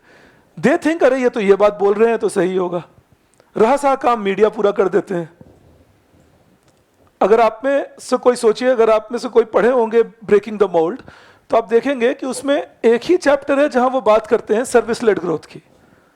Rest other places he is referring to so many things that need to be done in India. But media ने एक ही बात highlight की. He talks service-led growth, and that got highlighted, that got talked about. And I repeat again, he talked so many things. He talks about labor law reforms. He talks about public sectors being given a lesser space. ये सारी बात वो करते हैं. इनकी कोई बात नहीं हुई. तो वही मैंने कहा, बच्चा खुचा काम मीडिया कर देते हैं. और हम में से मैसिव लोग हैं इंडिया में, स्पेशली आप में भी काफी लोग होंगे, जो अपने आप को एक अखबार पढ़ के इंटेलेक्चुअल मानते हैं. आपको फुर्सत नहीं है कि आप किताब पढ़ पाएं या खुद को एजुकेट कर पाएं बेहतर, तो एक अखबार पढ़ लिए, उस अखबार ने जो सिखा दिया सीख लिए, उसके बाद अपने से कम पढ़े लिखे को पकड़े और उनको बोले, तुम्हें पता है, मैं बता रहा हूं, तुम्हें ज़्यादा आइडिया, तुम्हारे ऊपर जाइब नहीं ले रहा, पर मैं बहुत लोगों को ये करते देखता हूं कि वो उनको पकड़ते हैं जो उनसे थोड़ा कम जाने, फिर बोलते हैं अब मैं तुम्हें बताता हूँ, देखो. फिर जो कम जानते हैं उनको लगता है, अरे यही तो मिले मुझे मेरे खोए हुए चाणक्य. तो ये आपको मैं समझा रहा हूं that this is something, if we can break that, these are the reasons of reforms not taking the shape that we would have liked it to take, in India, because there's a lot of acrimony about reforms at times. Okay, then you write in that benefits of service-led growth. Implication में ही बोल रहा हूं. Implication के दोनों sides होंगे ना, benefit भी और challenges भी. Implication का मतलब होता है असर. तो असर तो खराब भी होता है, अच्छा भी, तो मैं दोनों ही बता रहा हूं आपको. All right, benefits of service led growth. You right first in that it led to very high increase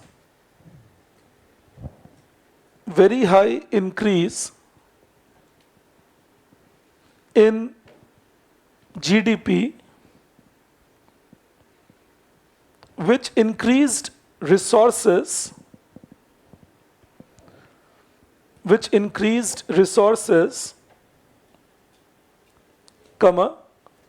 and government's capability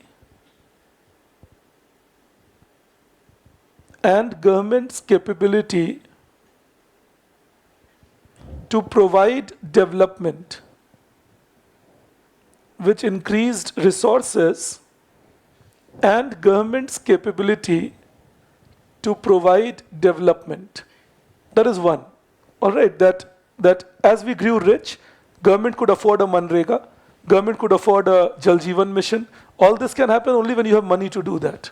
All right, and service sector growth gave that money. Second, you write,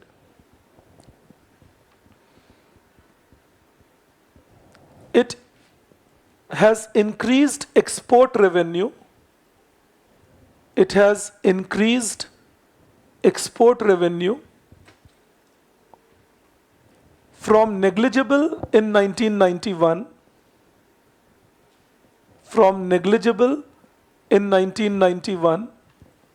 to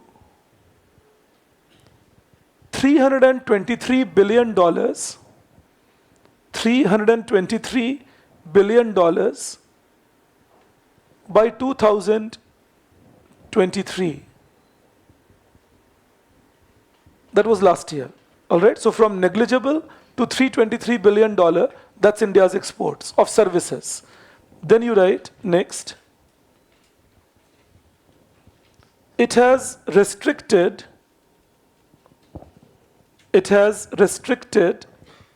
brain drain from India.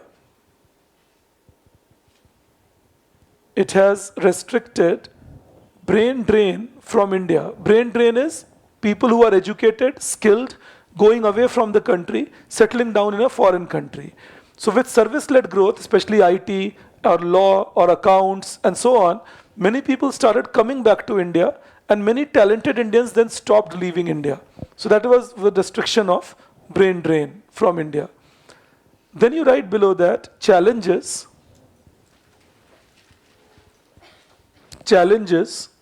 these challenges of service-led growth.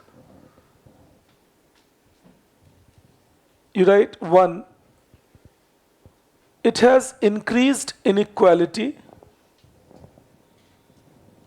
It has increased inequality because growth is centered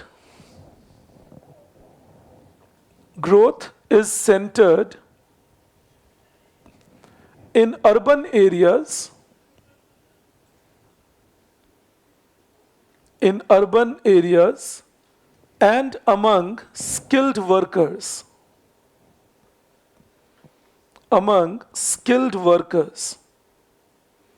So that is one challenge we have seen, that mainly people growing are people very skilled, people living in urban areas. So the rural areas are getting left behind and the unskilled have got left behind. And that has resulted in inequality in the development process. In fact, I'll talk about agriculture tomorrow to you, but that's one reason why you see a lot of protests in rural India today. Because the development has kind of eluded them. So if the development eludes me, I will definitely come up in protest because I'm not getting what I would expect me to get, given what others are getting in the same economy. All right, that is challenge 1 that service-led growth has created. Why do I call it the challenge of service-led growth? Because with service-led growth, we did not do manufacturing as well, which means the possibility of giving alternative employment in rural area, possibility of increasing productivity of agriculture, reducing the pressure of population of land, all that has not happened. You understand that? So that is why connecting it to service-led growth. Second, you write, service sector is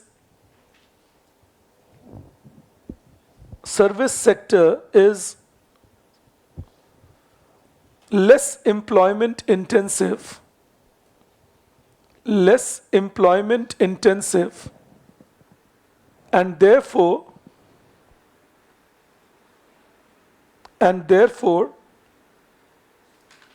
it has resulted in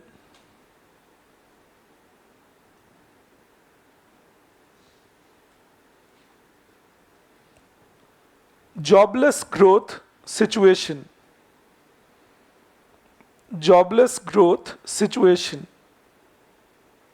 So that's another challenge of service-led growth in India. They are not as labor-intensive as manufacturing can be, and that means that growth has happened, but jobs have not picked up accordingly. And third, you write, it has resulted in ignoring structural reforms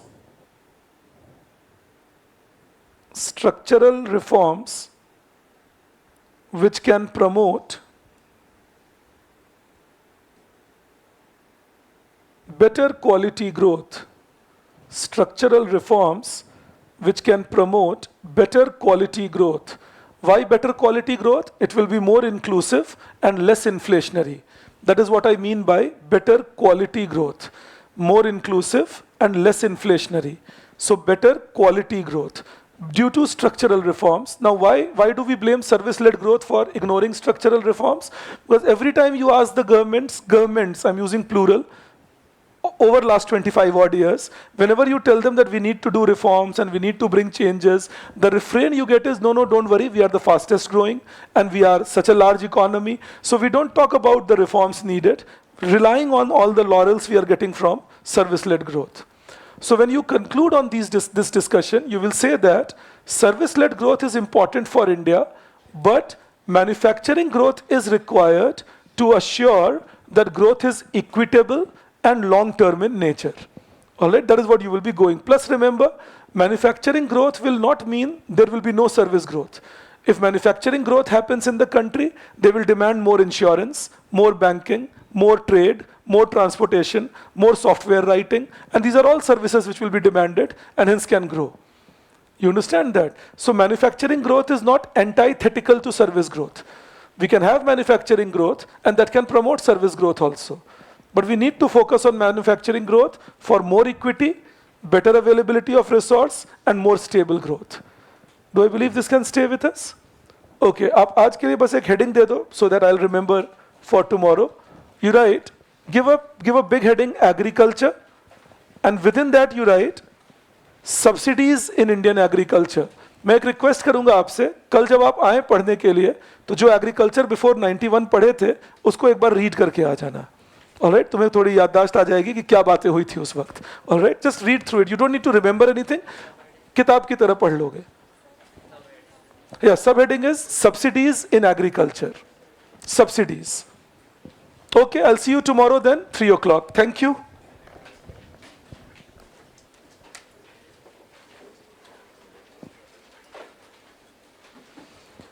All right, people online, I see you tomorrow then at 3 o'clock.